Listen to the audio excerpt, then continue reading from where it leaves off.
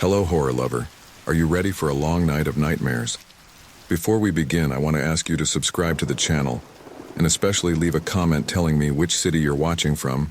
I'd love to know. Click the like button, all of this because the crisp autumn air filled my lungs as I trudged along the narrow trail, fallen leaves crunching beneath my boots. It was a perfect day for hiking.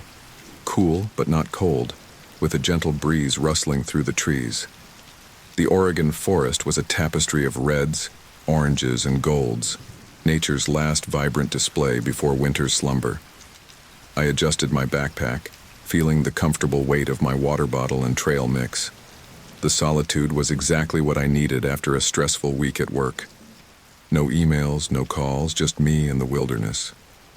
This is the life, I murmured to myself, pausing to take in the view.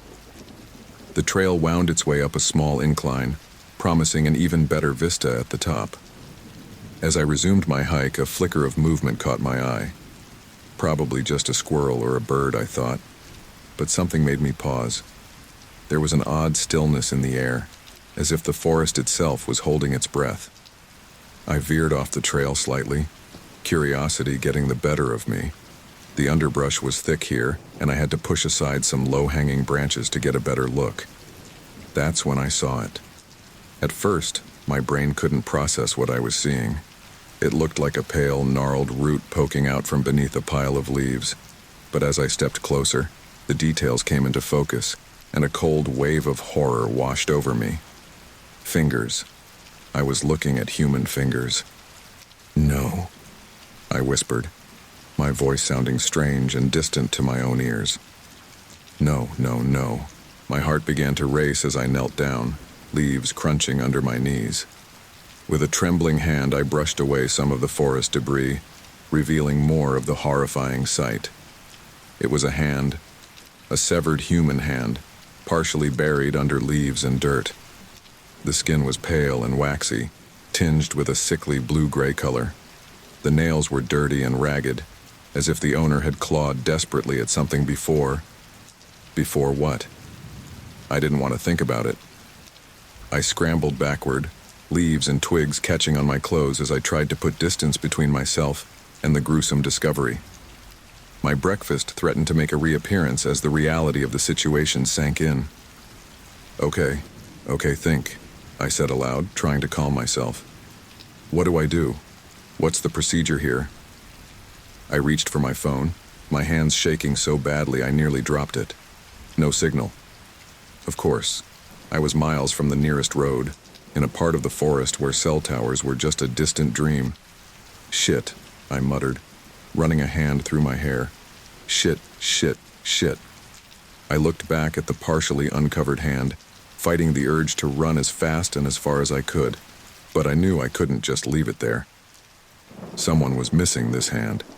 Someone was probably missing the person this hand belonged to. Taking a deep breath, I forced myself to approach the grisly scene again. I needed to mark the location somehow. Looking around, I spotted a fallen branch that forked at one end.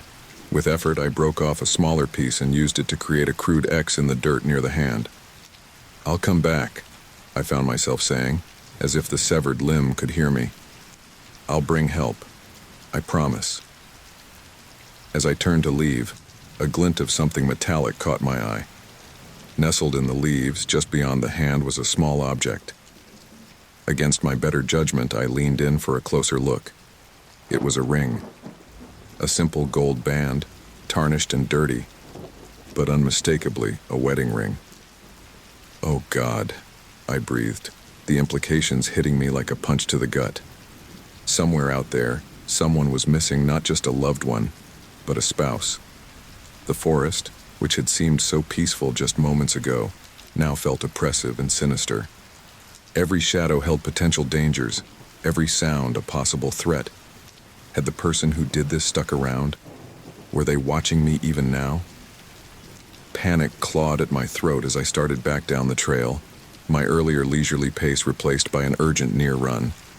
Branches whipped at my face as I moved, but I barely felt the sting. All I could think about was getting back to my car, back to civilization, back to somewhere I could call for help. The trek back seemed to take an eternity. Every time I glanced over my shoulder, I half expected to see someone, or something, pursuing me. The cheerful bird song that had accompanied my hike up now sounded like mocking laughter. When I finally broke through the tree line and saw my car in the small gravel parking area, I nearly wept with relief. My hands shook so badly it took 3 tries to get the key in the lock. Once inside, I locked the doors and sat there for a moment, trying to catch my breath. The reality of what I'd seen started to truly sink in, and I felt a hysterical laugh bubble up in my throat. "This can't be happening," I said to my reflection in the rearview mirror. The pale, wide-eyed person staring back at me looked like a stranger. This is the kind of thing that happens in movies, not real life, not to me. But it had happened, and now I had to do something about it. I turned the key in the ignition, the engine's rumble providing a small comfort of normalcy. As I pulled out of the parking area, my mind raced. Should I go to the police station in the nearest town? Call 911 once I had service? What exactly was the protocol for finding a severed hand in the woods? About 10 minutes down the mountain road, my phone chimed, indicating I had service again. I pulled over immediately, my fingers clumsy as I dialed 911. 911, what's your emergency? The calm, professional voice of the dispatcher was like a lifeline to sanity. I found something in the woods, I stammered. A hand. A human hand. There was a brief pause. Sir, did you say you found a human hand? Yes, I replied, my voice cracking. I was hiking in the Willamette National Forest on one of the trails off Highway 20. I found a severed hand partially buried in the leaves. Are you safe now, sir? The dispatcher asked. Yes, I'm in my car. I drove until I had cell service. All right, I'm going to dispatch officers to your location. Can you give me a more precise description of where you are? I looked around, spotting a mile marker. I relayed the information, along with a description of my car. Officers are on their way, the dispatcher assured me. Would you like me to stay on the line with you until they arrive? Part of me wanted to say yes, to have someone to talk to make this whole surreal experience feel more real. But I could hear the strain in the dispatcher's voice. They were trying to hide it, but I could tell they were shaken by my report. No, that's okay, I said. I'll be all right, thank you. After hanging up, I sat there, staring at the dense forest on either side of the road.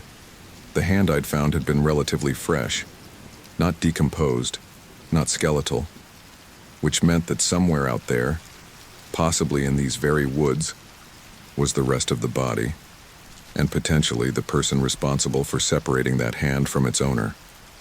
A shudder ran through me as I realized that my peaceful hiking trip had thrust me into the middle of what was likely a gruesome murder case.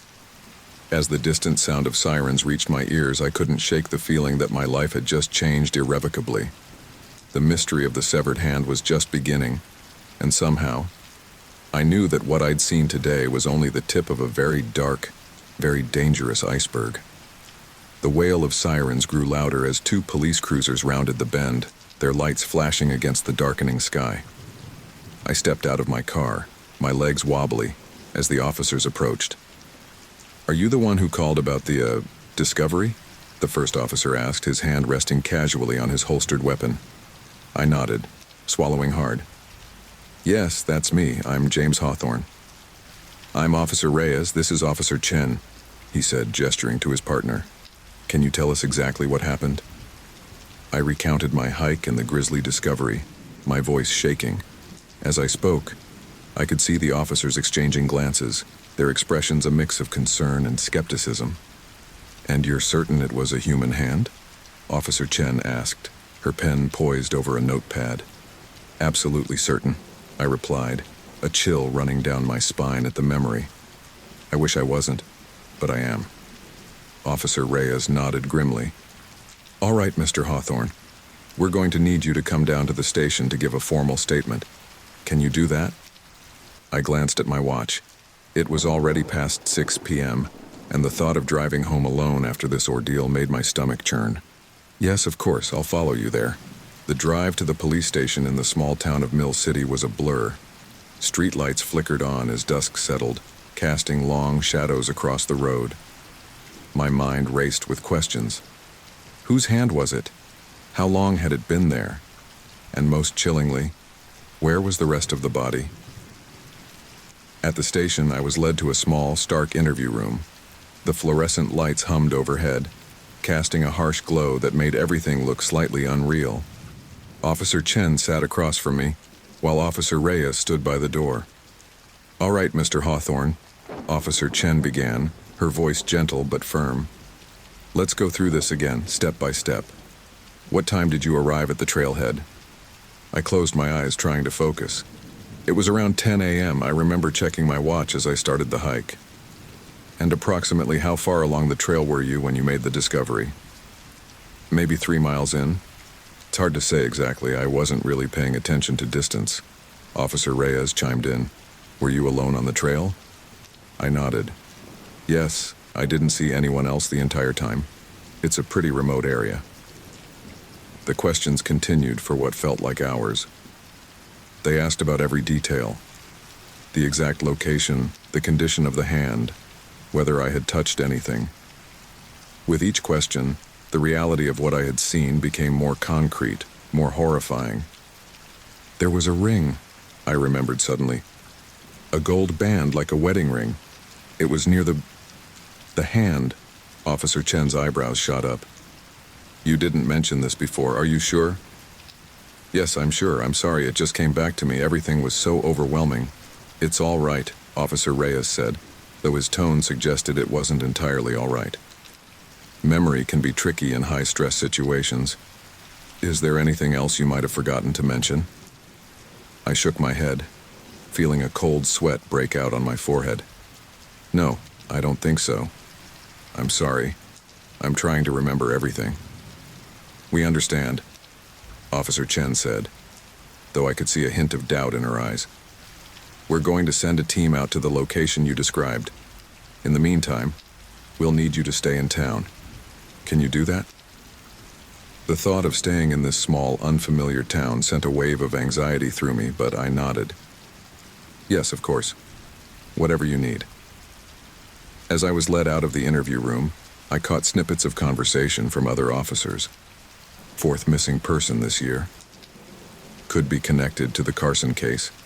Need to call in the state police." My head spun. What had I stumbled into? Officer Reyes approached me, his face grave. "Mr. Hawthorne, we've arranged for you to stay at the Pine View Motel tonight. We'll need you to remain available for further questioning." I nodded numbly, accepting the motel voucher he handed me. As I turned to leave, a tall man in a suit entered the station, his presence commanding immediate attention. "Detective Sawyer," I heard Officer Reyes say. "We were just about to call you." The detective's sharp eyes landed on me. "Is this our witness?" "Yes, sir. James Hawthorne. He's the one who found the evidence." Detective Sawyer approached me, his gaze intense. "Mr. Hawthorne, I'm Detective Sawyer. I'll be leading this investigation. I understand you've had a trying day, but I need to ask you a few more questions." My heart sank. "Now?" I thought. "It won't take long," he assured me, though his tone left no room for argument. "Please, step into my office." The detective's office was cluttered but organized, with case files stacked neatly on every available surface. As I sat down, I noticed a board on the wall covered in photos and notes, red strings connecting various points. My eyes widened as I realized I was looking at a missing persons case, or perhaps several cases. "Mr. Hawthorne," Detective Sawyer began, sitting behind his desk, "I need you to understand the gravity of the situation. If what you've reported is accurate, you may have stumbled upon evidence in a very serious case, or cases." I swallowed hard. "Cases? As in, more than one?" The detective leaned forward, his eyes boring into mine. "We've had a number of disappearances in this area over the past few years. Nothing concrete to connect them until now. Your discovery could be the break we've been waiting for." The weight of his words hit me like a physical blow. "Oh God," I whispered. "You think this is connected to those missing people?" It's a possibility we have to consider, he replied grimly. Now I need you to think very carefully. Was there anything else at the scene? Anything at all that seemed out of place or unusual? I closed my eyes, trying to recall every detail.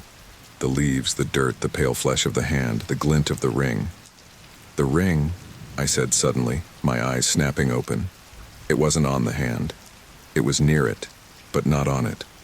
Doesn't that seem strange? If it was a wedding ring, why wasn't it on the finger? Detective Sawyer's eyebrows shot up. That is interesting. Good observation, Mr. Hawthorne. Anything else? I shook my head, feeling drained. No, I don't think so. I'm sorry, it's all a bit of a blur. The detective nodded, his expression softening slightly. I understand. You've been through a lot today. Get some rest at the motel. We'll be in touch tomorrow once we've had a chance to examine the scene. As I stood to leave, a thought struck me. Detective, what if whoever did this is still out there, in the woods? Sawyer's face hardened. That's what we're going to find out, Mr. Hawthorne. In the meantime, I suggest you stay in town. It's safer that way. The drive to the Pine View Motel was short, but every shadow on the street seemed menacing. The motel was a small, dated place, the kind you'd expect to find in a town like Mill City. The clerk barely looked up as he handed me a key. Room 17 was small and musty, with faded floral wallpaper and a bed that had seen better days. I locked the door, then checked it again, before sinking onto the bed. As the events of the day replayed in my mind, a terrible thought occurred to me. What if the killer had seen me? What if they knew I had discovered their crime? I jumped at a sudden noise outside, my heart racing. It was just a car passing on the highway, but in that moment, every sound seemed like a threat. Sleep seemed impossible, but exhaustion eventually won out. As I drifted off, my last conscious thought was of the hand in the woods and the chilling possibility that its owner might still be out there, somewhere in the vast Oregon forest. The mystery was far from over. In fact, I had a sinking feeling that it was only just beginning. The harsh buzz of the motel room phone jolted me awake. Disoriented, I fumbled for the receiver, my heart pounding. Mr. Hawthorne? Detective Sawyer's voice crackled through the line. We need you at the station. Now. I glanced at the bedside clock. 5:47 a.m. The events of yesterday came rushing back, and a knot formed in my stomach. I'll be right there, I managed to say before hanging up. The pre-dawn air was crisp and biting as I stepped out of the motel. The town was still asleep, streetlights casting long shadows across empty sidewalks. As I drove to the police station, an eerie fog began to roll in from the surrounding forest as if nature itself was trying to obscure the horrors hidden within. The station was a hive of activity when I arrived. Officers rushed back and forth, their faces grim. Detective Sawyer met me at the door, his eyes bloodshot from what I assumed was a sleepless night. We're mounting a search, he said without preamble. I need you to come with us, to show us exactly where you found the evidence. I nodded, trying to ignore the churning in my stomach. Of course, whatever you need. As we walked to the parking lot, I noticed a group of people I didn't recognize, some in uniforms, others in civilian clothes. Sawyer followed my gaze. State police, he explained, and some volunteers from search and rescue. This just became a much bigger operation. We piled into a convoy of vehicles, police cruisers, SUVs, and a large van marked Mobile Command Center. As we drove towards the trailhead, Sawyer filled me in. We sent a team out last night after you left, he said, his voice low. They found evidence that corroborates your story. My breath caught in my throat. The hand? You found it? Sawyer's jaw tightened. Not exactly. The site had been disturbed, but there was blood and other evidence, enough to confirm that something happened there. A chill ran down my spine. Disturbed? You mean someone came back? It's possible, Sawyer admitted. which is why we're mounting a full-scale search now. We need to find whatever or whoever is out there before the trail goes cold. As we neared the trailhead, I could see the fog had thickened, cloaking the forest in an otherworldly shroud. The parking area was now filled with vehicles and people milled about, checking equipment and conferring in hushed tones. A woman in a search and rescue uniform approached us as we exited the car. "Detective Sawyer? I'm Sarah Reeves, search coordinator. We're ready when you are." Sawyer nodded. "Thanks, Sarah. This is James Hawthorne, our witness. He'll be leading us to the site." Sarah turned to me, her expression a mix of sympathy and determination. "Mr. Hawthorne, I know this must be difficult, but we need you to focus. Every detail you can remember could be crucial." I took a deep breath, steeling myself. "I understand. I'll do my best." As we gathered at the trailhead, Sawyer addressed the group. "All right, listen up. We're dealing with a potential homicide scene. Our priority is to locate any additional evidence or remains. Stay alert, stay in communication, and if you find anything at all, do not touch it. Radio it in immediately. Understood?" A chorus of affirmatives sounded, and with that, we began our trek into the misty forest. The woods looked different in the early morning light, shrouded in fog. Every tree, every shadow seemed to hold potential dangers. I led the way, with Sawyer and Sarah close behind, followed by the rest of the search team spread out in a wide formation. As we hiked, the forest seemed to come alive around us. Birds called out warnings. Small animals scurried away from our approach. Every snapping twig or rustling leaf made me jump, my nerves frayed to the breaking point. "It should be just up ahead," I said, my voice sounding strange and muffled in the fog. "There's a small clearing off to the right of the trail." We pushed through some dense underbrush and suddenly we were there. The clearing looked just as I remembered it, yet somehow more sinister in the morning mist. "This is it," I said, my voice barely above a whisper. "This is where I found the hand." Sawyer immediately began barking orders. "All right, everyone fan out. Careful where you step. I want every inch of this area examined." As the search team began their methodical sweep of the clearing, I stood rooted to the spot, my eyes fixed on the place where I had seen the hand. But there was nothing there now, no pale flesh, no glint of a ring. Just undisturbed earth and leaves. "Are you sure this is the exact spot?" Sawyer asked, his voice tight with tension. I nodded, a cold sweat breaking out on my forehead. "Yes, I'm certain. I marked it with sticks, made an X right here." But there was no X, no sign that the ground had been disturbed at all. Sarah approached, her face grim. "Detective, we're not finding anything. No blood, no disturbed soil. Nothing that indicates any recent activity." Sawyer's eyes narrowed as he looked at me. "Mr. Hawthorne, I need you to be absolutely certain. Is this the right location?" "Yes," I insisted, panic rising in my throat. "I swear, this is where I saw it. The hand was right here, partially buried, and the ring was just beyond it, glinting in the leaves." The detective's expression hardened. "A ring you conveniently forgot to mention until hours after your initial report." I was in shock," I stammered. "It all happened so fast, Detective," a voice called out from the edge of the clearing. "We found something." We rushed over to where a young officer was crouched, pointing at something on the ground. As we got closer, I could see what had caught his attention. A small patch of disturbed earth, and next to it, a single, long-stemmed white rose. Sawyer crouched down, his face a mask of concentration. "This wasn't here yesterday." The officer shook his head. "No, sir. The ground's been freshly turned, and the rose, it's not wilted. It was placed here recently." A murmur ran through the search team. I felt my knees go weak as the implications sank in.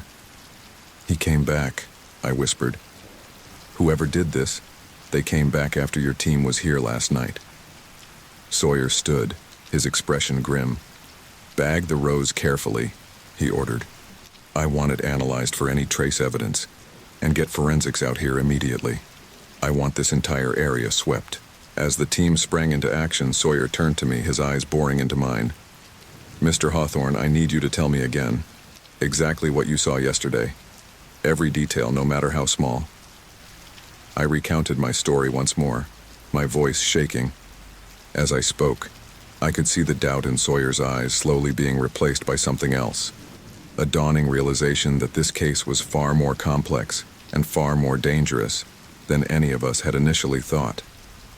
"The rose," Sarah said, her voice low. "It's a calling card, a message." Sawyer nodded grimly. "Or a warning. Whoever we're dealing with, they're not just a killer. They're playing a game." A chill ran down my spine as I looked around the misty clearing. Somewhere out there, hidden in the vast Oregon wilderness, a killer was watching, waiting, and somehow I had become a part of their twisted game. As the fog began to lift, revealing the beauty of the forest around us, I couldn't shake the feeling that we were standing on the precipice of something dark and terrible. The search for answers had only just begun, and I had a sinking feeling that before this was over, we would all be tested in ways we couldn't possibly imagine. The mystery of the severed hand had evolved into something far more sinister, and I was caught right in the middle of it. The days following the search blurred together in a haze of sleepless nights and caffeine-fueled days. I had been allowed to return home, but the memory of the severed hand and the mysterious white rose haunted my every waking moment. My apartment, once a sanctuary, now felt like a prison. The walls seemed to close in on me, every shadow a potential threat. I found myself checking and rechecking the locks, jumping at every creak and groan of the old building. On the third night, I jolted awake, drenched in sweat, the echo of a scream dying in my throat. The digital clock on my nightstand glowed an accusatory 3:17 a.m. Sleep, it seemed, was a luxury I could no longer afford. With shaking hands, I reached for my laptop. The blue light of the screen illuminated my haggard face as I opened a browser and typed, "Unsolved Murders, Oregon Woods." The search results were a rabbit hole of horror. Missing hikers, mutilated bodies found in remote locations, conspiracy theories about serial killers using the vast wilderness as their hunting ground. I clicked link after link, my eyes burning as I absorbed every gruesome detail. One case caught my attention. A hiker found dead 5 years ago, just 20 miles from where I had made my grisly discovery. The article mentioned a signature item left at the scene, but the details were frustratingly vague. I was so engrossed in my research that I barely noticed the sun rising, painting my room in shades of pink and gold. The chirping of birds outside my window sounded like a mockery of the horrors I had been reading about all night. A sharp knock at my door made me jump, my heart racing. I approached cautiously, peering through the peephole. Detective Sawyer stood in the hallway, his face a mask of professional concern. I opened the door, suddenly aware of my disheveled appearance. "Detective, what's going on?" Sawyer's eyes took in my rumpled clothes and the dark circles under my eyes. "Mr. Hawthorne, may I come in? We need to talk." I stepped aside, allowing him to enter. He glanced around my apartment, his gaze lingering on the laptop still open to the gruesome search results. "Doing some research?" he asked, his tone carefully neutral. I ran a hand through my unkempt hair. I can't stop thinking about it, about what I saw, what it might mean." Sawyer nodded, his expression softening slightly. "That's actually why I'm here. We've had some developments in the case, and I needed to ask you a few more questions." My heart rate quickened. "Developments? What kind of developments?" The detective sighed, settling into a chair at my small dining table. "We've been able to analyze the rose left at the scene. It's a rare variety, not commonly found in this area. And there's something else." He paused, seemingly weighing his words carefully. I leaned forward, hanging on every syllable. "We found traces of DNA on the rose. It doesn't match any in our database, but it's consistent with samples we've found at other crime scenes. Scenes similar to the one you stumbled upon. The implications hit me like a physical blow." "You mean there are others? Other victims?" Sawyer nodded grimly. "We believe so, yes. which is why I need to ask you again. Is there anything else you remember? Anything at all that might help us connect the dots? I closed my eyes, trying to focus through the fog of exhaustion and fear. The hand, pale and lifeless. The ring, glinting in the leaves. The rose, a stark white against the forest floor. The ring, I said suddenly, my eyes snapping open. You never found it, did you? Sawyer's brow furrowed. No, we didn't. Why? What are you thinking? I stood up, pacing the small space of my living room. What if it wasn't just left behind? What if it was placed there deliberately like the rose? A trophy or a message? The detective's eyes narrowed. That's an interesting theory, Mr. Hawthorne. Have you been sharing these ideas with anyone else? Something in his tone made me pause. No, just you. Why? Sawyer stood, his posture tense. Because someone's been posting detailed information about the case online. Information that wasn't released to the public. My blood ran cold. What? I swear, Detective, it wasn't me. I've been researching, yes, but I haven't posted anything. He held up a hand. I believe you. But someone out there knows more than they should, and they're sharing it on forums dedicated to unsolved crimes and conspiracy theories. I sank back into my chair, my mind reeling. Do you think it could be him, the killer? It's a possibility we have to consider, Sawyer admitted, which is why I need you to be extremely careful. Don't talk to anyone about the case. Don't post anything online. And if you see or hear anything suspicious, anything at all, you call me immediately. Understood? I nodded, a lump forming in my throat. As Sawyer left, the walls of my apartment seemed to close in even further.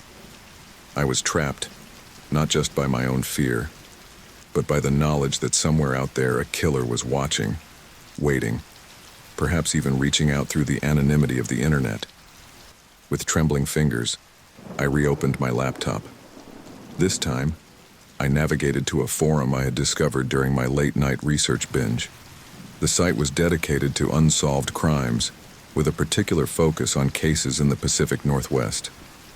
I created an account, my heart pounding as I typed out a post, looking for information on recent disappearances, murders in Oregon forests, particularly interested in cases involving unusual evidence left at scene. Please DM me. I hit send before I could second-guess myself. It was a risk, I knew, but I couldn't shake the feeling that the answers I needed were out there, hidden in the dark corners of the internet. Hours passed as I refreshed the page obsessively, jumping at every notification. Most responses were unhelpful or clearly fabricated, but then a private message popped up that made my blood run cold. You're asking dangerous questions, James. Be careful where you dig. Some secrets are meant to stay buried. I stared at the screen, my mouth dry. How did they know my name? I hadn't used it in my post or my profile. With shaking hands, I typed a reply. Who are you? What do you know? The response came almost immediately.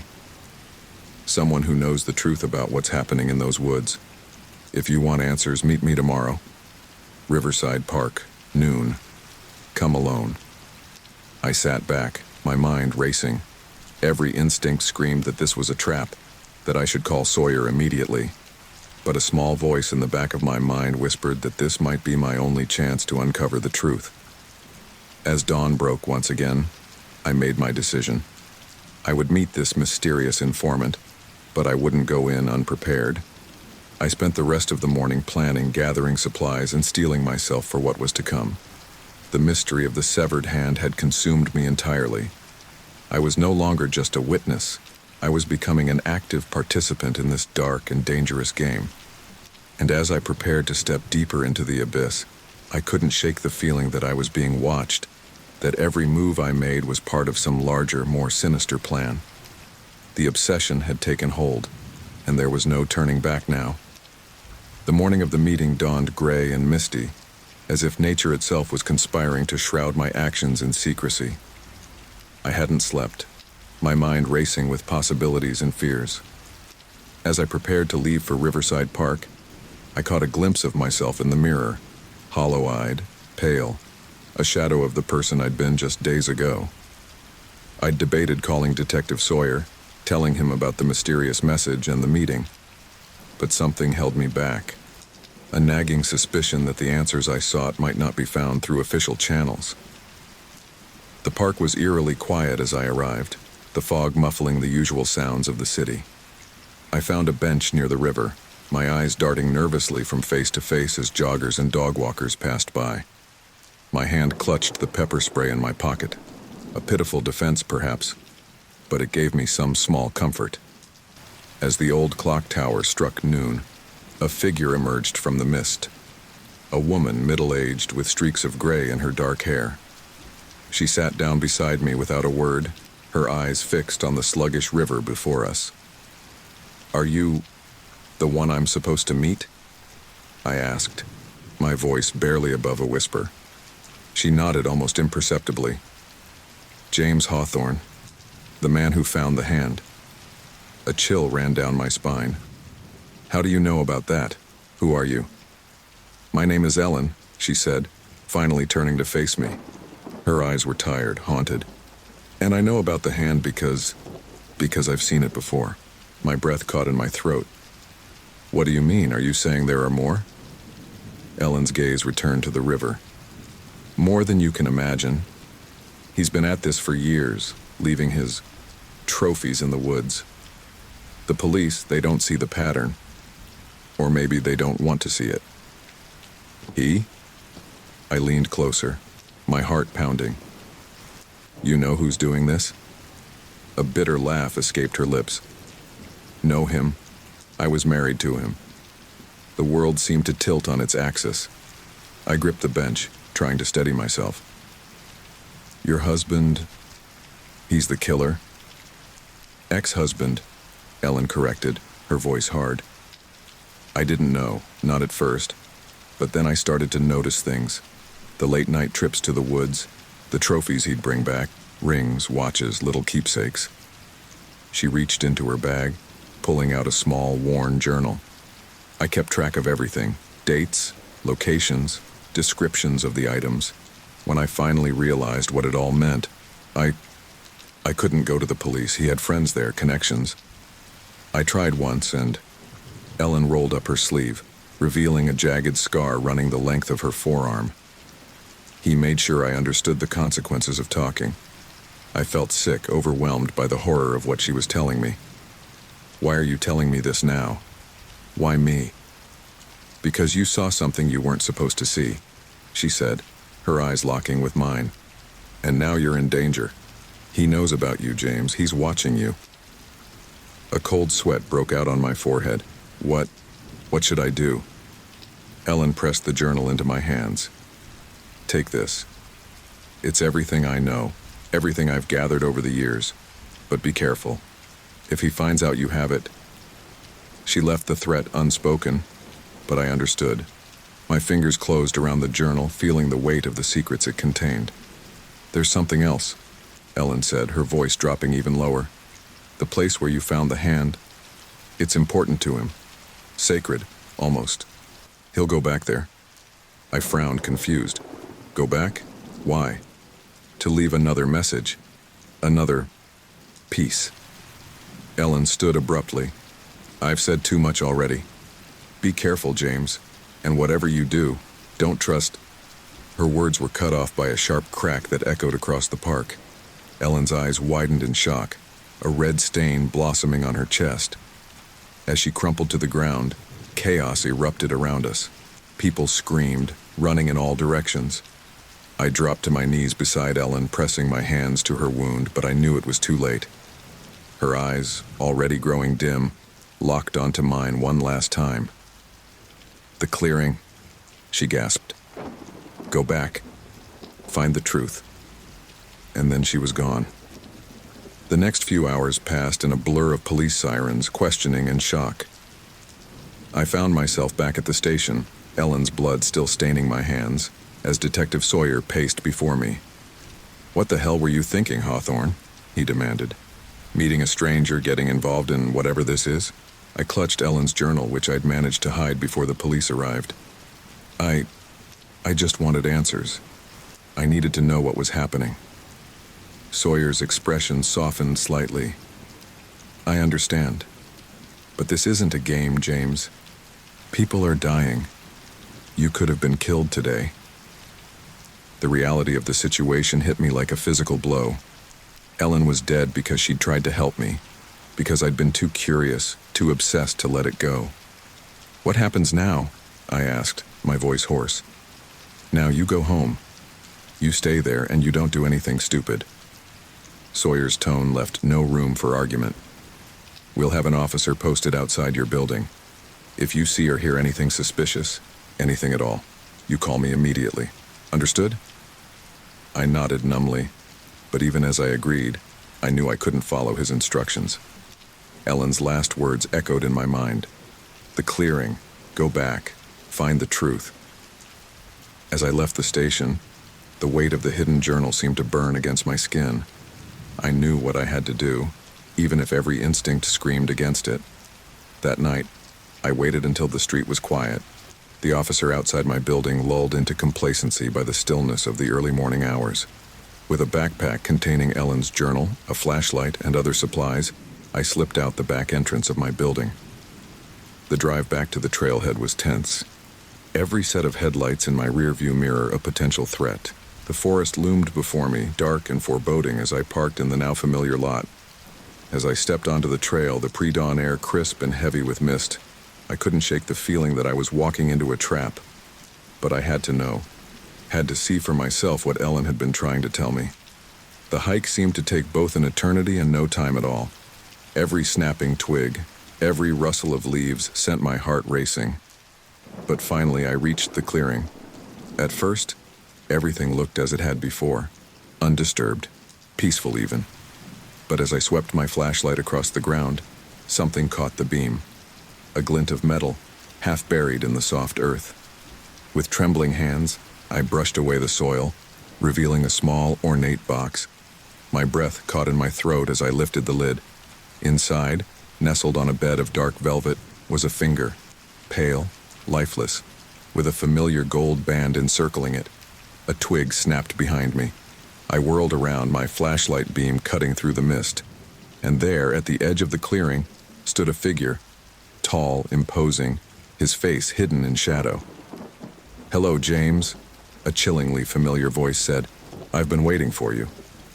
As recognition dawned, I realized with horror that I'd walked right into the killer's endgame. And this time, there was no one coming to save me. The truth I'd so desperately sought was here, in this clearing. But as the figure stepped forward, I understood that the price of knowledge might be higher than I was prepared to pay. My heart pounded in my chest as the figure stepped closer, emerging from the shadows. The beam of my flashlight illuminated a face I knew all too well, and my blood ran cold. "Detective Sawyer?" I gasped, my voice barely above a whisper. The man before me wore Sawyer's face, but his eyes held none of the concern or professionalism I'd come to associate with the detective. Instead, they gleamed with a predatory intensity that sent shivers down my spine. "I'm impressed, James," Sawyer said, his voice unnervingly calm. "I didn't think you'd have the courage to come back here, but then again, you've surprised me at every turn." I took a step back, my mind reeling. It was you all along?" Sawyer chuckled, the sound devoid of any warmth. "Oh, come now. Surely you had your suspicions? The convenient arrival at the scene, the careful control of information. I thought I might have to spell it out for you." My hand tightened around the flashlight, my only weapon in this nightmare scenario. "Why?" I managed to choke out. "Why are you doing this? Why does anyone do anything?" Sawyer replied, spreading his arms wide. "For the thrill, for the challenge. This forest, James, it's the perfect hunting ground. So vast, so full of unsuspecting prey. And the best part? I get to play both predator and protector." He took another step forward, and I instinctively retreated. My back hit a tree, and panic surged through me as I realized I was trapped. "You killed Ellen," I said, trying to keep him talking to buy myself time to think. Sawyer's expression darkened. "Ellen was a loose end. One I should have tied up years ago. But she served her purpose in the end, didn't she? Led you right back to me. My mind raced, piecing together the horrifying puzzle. The rose, the ring, they were messages. Clues you left for... what? For fun? For the game, James. Sawyer's eyes lit up with a manic gleam. Don't you see? It's all a grand performance. The grieving families, the determined detective, the elusive killer. And now, the plucky witness who just can't let it go. You've played your part beautifully. I felt sick, remembering how I'd trusted him, how I'd looked to him for protection. There were others, I said, thinking of Ellen's journal hidden in my backpack. How many? Sawyer's smile was chilling. More than you can imagine. Each one a work of art, a story waiting to be told. And you, James, you'll be my masterpiece. He reached into his jacket and I saw the glint of a knife. Adrenaline surged through me and I did the only thing I could think of. I hurled the flashlight at his face with all my might. The impact caught Sawyer off guard and I seized the moment to run. I plunged into the underbrush, branches whipping at my face as I fled blindly through the dark forest. Behind me I heard Sawyer's enraged roar. "Run all you want, James. There's nowhere to hide out here." I ran until my lungs burned, until I could no longer hear pursuit. Gasping for breath, I crouched behind a large tree, trying to orient myself in the pre-dawn gloom. The forest was silent, save for the pounding of my heart and my ragged breathing. I fumbled in my backpack, searching for my phone, only to remember with a sinking feeling that I'd left it in the car to avoid being tracked. A twig snapped nearby and I froze. Sawyer's voice drifted through the trees, deceptively calm. "You know, James, I've always wondered what goes through a person's mind in these moments. The realization that they're prey, that their life is about to end. Care to share your thoughts?" I didn't dare respond, pressing myself closer to the tree trunk. My hand brushed against something in my pocket, Ellen's journal. A crazy idea formed in my mind. "Why don't you tell me your thoughts, detective?" I called out, trying to keep the tremor out of my voice. "Like how you felt when you killed Maria Gonzalez in 2018, or Thomas Chen last summer?" There was a moment of stunned silence, then Sawyer's voice, closer now and tinged with anger. "Where did you get those names?" "I know everything," I bluffed, praying he couldn't hear the fear in my voice. "Every victim, every trophy. Ellen kept records, and I've made sure those records are in safe hands. If anything happens to me, it all comes out." Another silence, longer this time. When Sawyer spoke again, his voice had lost some of its confidence. "You're lying. Ellen wouldn't have dared." "Are you willing to take that risk?" I countered. "Your whole performance exposed? Your game over?" I heard movement in the underbrush circling around my position. I tensed, ready to run again if needed. "Let's say I believe you," Sawyer said, his tone calculating. "What's to stop me from killing you anyway and finding these supposed records?" My mind raced. "Because I'm offering you a deal. A new game with higher stakes. You let me go, and I'll give you a head start." "A head start?" Sawyer's voice was closer now, intrigued despite himself. I swallowed hard, hardly believing what I was about to propose. 24 hours. After that, I release everything I know to every law enforcement agency and media outlet I can find. You'll have the ultimate challenge, the whole world hunting you. There was a long, tense silence. I could almost hear the gears turning in Sawyer's twisted mind, weighing the thrill of this new game against the risk. Finally, he spoke. "And if I refuse this generous offer?" "Then you kill me," I said, trying to keep my voice steady. "And within hours, your hunting ground becomes a crime scene.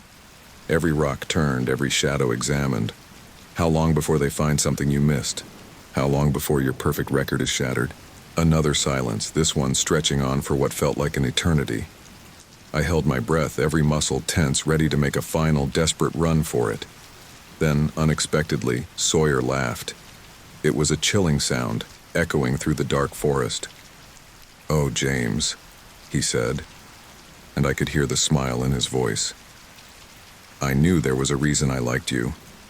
You understand the game better than I thought. I heard footsteps retreating, and Sawyer's voice called out one last time. 24 hours then. I look forward to our next encounter. Do try to make it interesting for me. The forest fell silent once more. I remained frozen in place, hardly daring to breathe, for what felt like hours. As the first rays of dawn began to filter through the trees, I finally allowed myself to move, my legs shaking so badly I could barely stand. Somehow, I made it back to my car. As I sat behind the wheel, the full weight of what had just transpired hit me. I had looked into the face of a monster, had bargained for my life with a serial killer. And now, I had set in motion a game I wasn't sure I could win. With trembling hands, I pulled out my phone and dialed a number. "This is James Hawthorne," I said when the line connected. "I need to speak to someone in charge. It's about Detective Sawyer, and about a series of murders in the Oregon forests."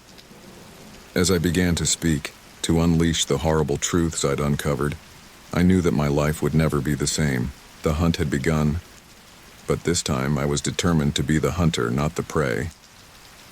The revelation of Sawyer's true nature was just the beginning. The real challenge, bringing him to justice while staying alive, was still to come. And as the sun rose over the forest that had hidden so many dark secrets, I steeled myself for the battle ahead. The next 24 hours passed in a whirlwind of activity. After my call, the Oregon State Police descended on the small town like a tidal wave. I found myself in a secure location, surrounded by grim-faced officers as I recounted every detail of my encounter with Sawyer and the horrifying revelations of the past few days.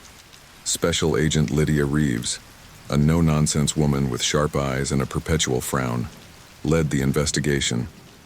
She paced the small room as I spoke, her pen scratching furiously across her notepad. "Let me get this straight," she said, pinching the bridge of her nose. "You made a deal with a serial killer to give him a head start?" I swallowed hard, the weight of my decision pressing down on me. I didn't see any other way out. He was going to kill me, and all the evidence would have died with me. Reeves sighed, shaking her head. "It was incredibly reckless, Mr. Hawthorne, but it may have been our only shot at catching this bastard." She turned to one of her colleagues. "Johnson, I want every available unit on this. Roadblocks, airport surveillance, the works. This son of a bitch isn't getting out of Oregon." As the room erupted into a flurry of activity, I sat there, feeling both relieved and terrified. The nightmare was out in the open now, but I couldn't shake the feeling that it was far from over. Hours ticked by, each one bringing us closer to the deadline I had set. Ellen's journal had been taken as evidence, every chilling detail of her ex-husband's crimes being meticulously cataloged and cross-referenced. As the 24-hour mark approached, tension in the makeshift command center reached a fever pitch. Reeves hadn't slept, her eyes bloodshot as she barked orders into her radio. "Nothing at the roadblocks," an officer reported. "Airport's clean too, it's like he's vanished." Reeves slammed her fist on the table. "He's here, he has to be. No one just disappears into thin air." Just then, my phone buzzed, an unknown number. The room fell silent as all eyes turned to me. With a shaking hand, I answered the call and put it on speaker. "Hello?" "Hello, James?" Sawyer's voice, smooth and confident, filled the room. "I must say, you've made these past 24 hours quite exciting." "Bravo." Reeves signaled frantically to her tech team, no doubt trying to trace the call. "Where are you, Sawyer?" I asked, trying to keep my voice steady. He chuckled. Now. That would spoil the fun, wouldn't it? I just called to congratulate you on holding up your end of the bargain. You've turned my little game into quite the spectacle." "This isn't a game anymore," I said, anger rising in my chest. "It's over. Turn yourself in." "Over?" Sawyer's voice took on a dangerous edge. "Oh no, James. It's only just beginning. You see, you've given me something I've never had before. A worthy opponent.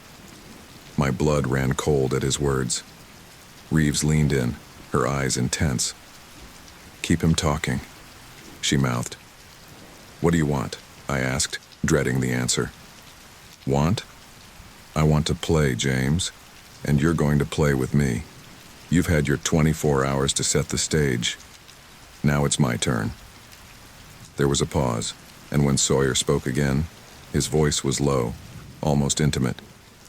"Do you remember our first meeting, James, in that quaint little motel in Mill City?" My mind raced back to that night, confusion giving way to horror as I realized what he was implying. "No," I whispered. "Oh yes," Sawyer said, a smile evident in his voice. "You see, while you were all so busy chasing ghosts, I took the liberty of leaving a little gift for you. You have 1 hour, James. 1 hour to find it before, well, let's just say the cleaning staff will have quite the mess to deal with." The line went dead. For a moment the room was silent, then erupted into chaos. "Get a team to that motel now," Reeves shouted, "and get me a bomb squad." I felt the blood drain from my face as the implications sank in. "He's been one step ahead this whole time," I murmured. Reeves grabbed her jacket. "You're coming with us, Hawthorne. You know how this bastard thinks. We're going to need every advantage we can get." The drive to Mill City was tense, a convoy of police vehicles speeding down the highway with sirens blaring. My mind raced, trying to piece together Sawyer's clues to anticipate his next move. As we pulled into the motel parking lot, I was struck by how ordinary it looked. How could this unremarkable place be the site of such horror?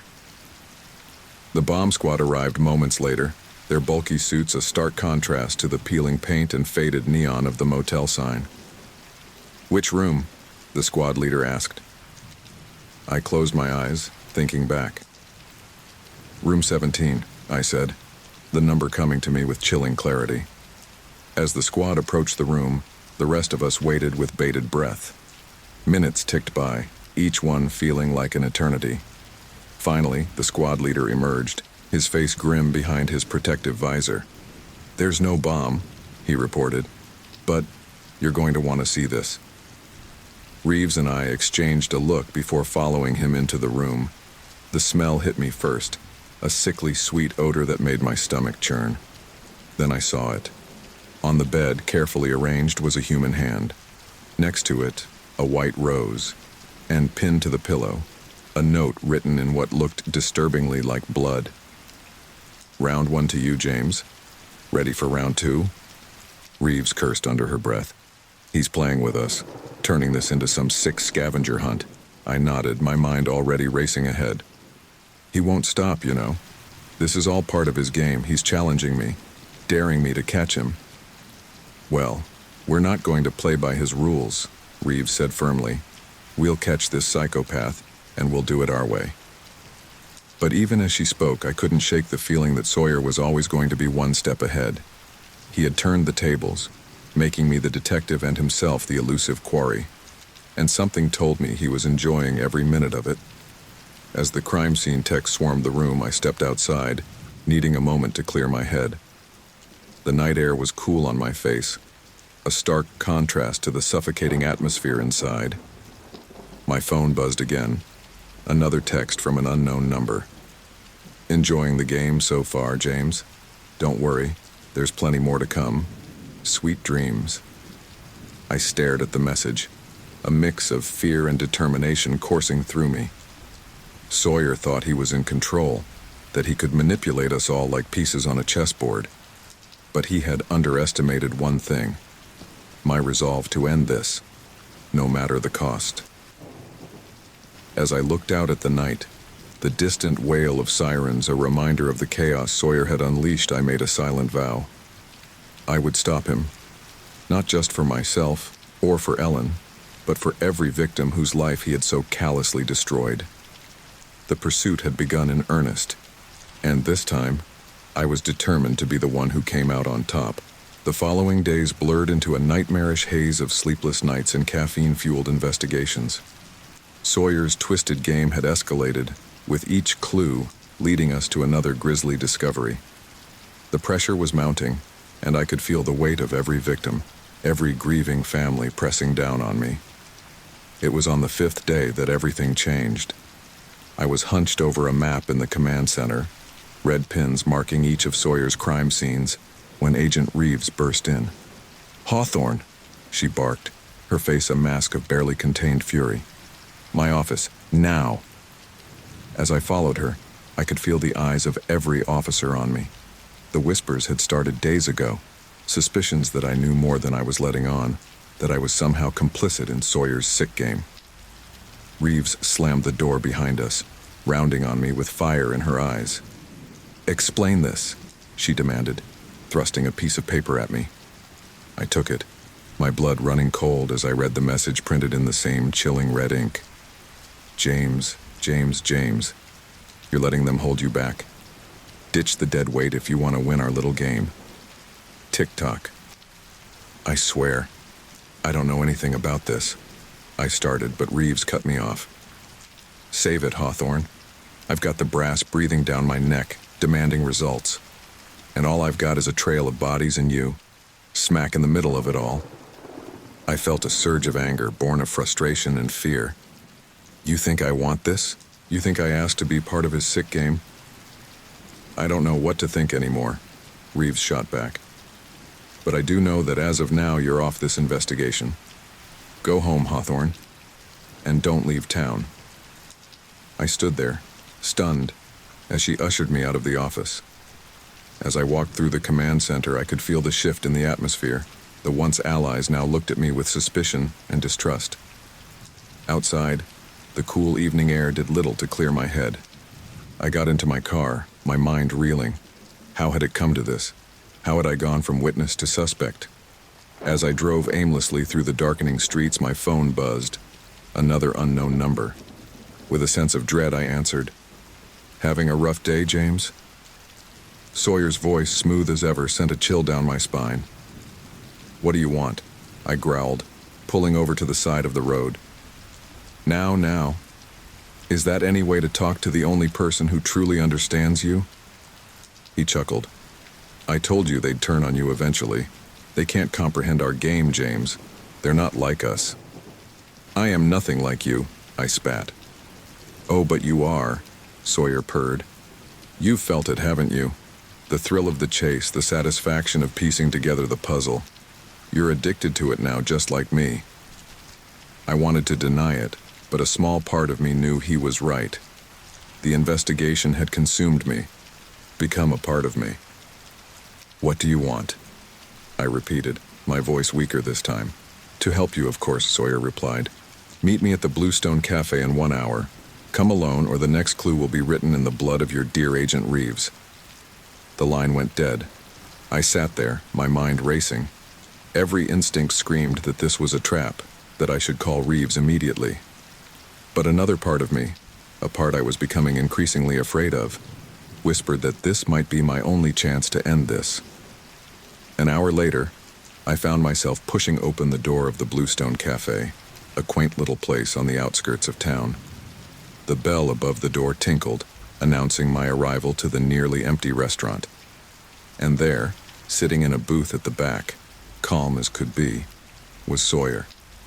"James," he greeted me with a smile, gesturing to the seat across from him. "I'm so glad you could make it. Coffee?" I slid into the booth, every muscle tense. "Cut the crap, Sawyer. Why am I here?" He sighed, stirring his coffee. "Always so impatient. Very well. You're here because, like it or not, we're in this together now."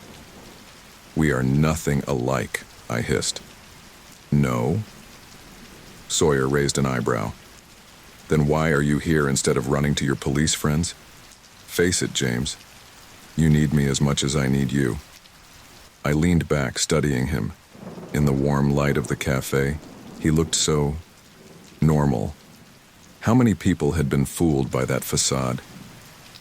"What are you proposing?" I asked cautiously. Sawyer's eyes lit up. "An alliance of sorts. You see, James, I've grown tired of playing with amateurs. The police, they're so predictable, but you've surprised me at every turn. You've made the game exciting again." "This isn't a game," I snapped. People are dying. People die every day. Sawyer shrugged. At least this way their deaths have meaning. They're part of something greater. I felt sick, but I forced myself to stay calm. And what exactly would this alliance entail? Sawyer leaned forward, his voice low and intense. I'll give you what you need to catch me. Real clues, not the breadcrumbs I've been leaving for the police. But in return, you play by my rules. No outside help, no calling in the cavalry. Just you and me, in the ultimate battle of wits. I stared at him, trying to process what he was saying. And if I refuse? Then the game continues as it has been, Sawyer said simply. More bodies, more grieving families. And you, forever one step behind, watching as everything falls apart around you. The weight of his words settled on me like a physical thing. I knew what I should do: refuse, walk out, call Reeves. But the detective in me, the part that had been consumed by this case, whispered that this might be our only chance.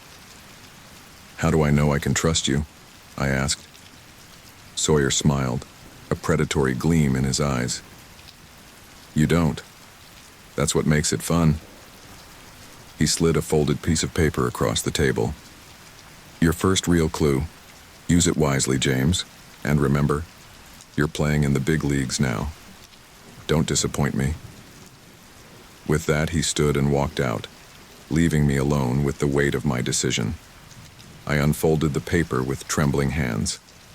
On it was an address, and below it, written in that same red ink, where it all began.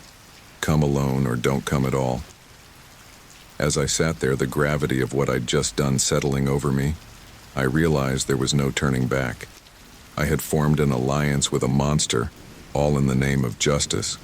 Or was it in the name of the game? I pulled out my phone, my finger hovering over Reeves's number.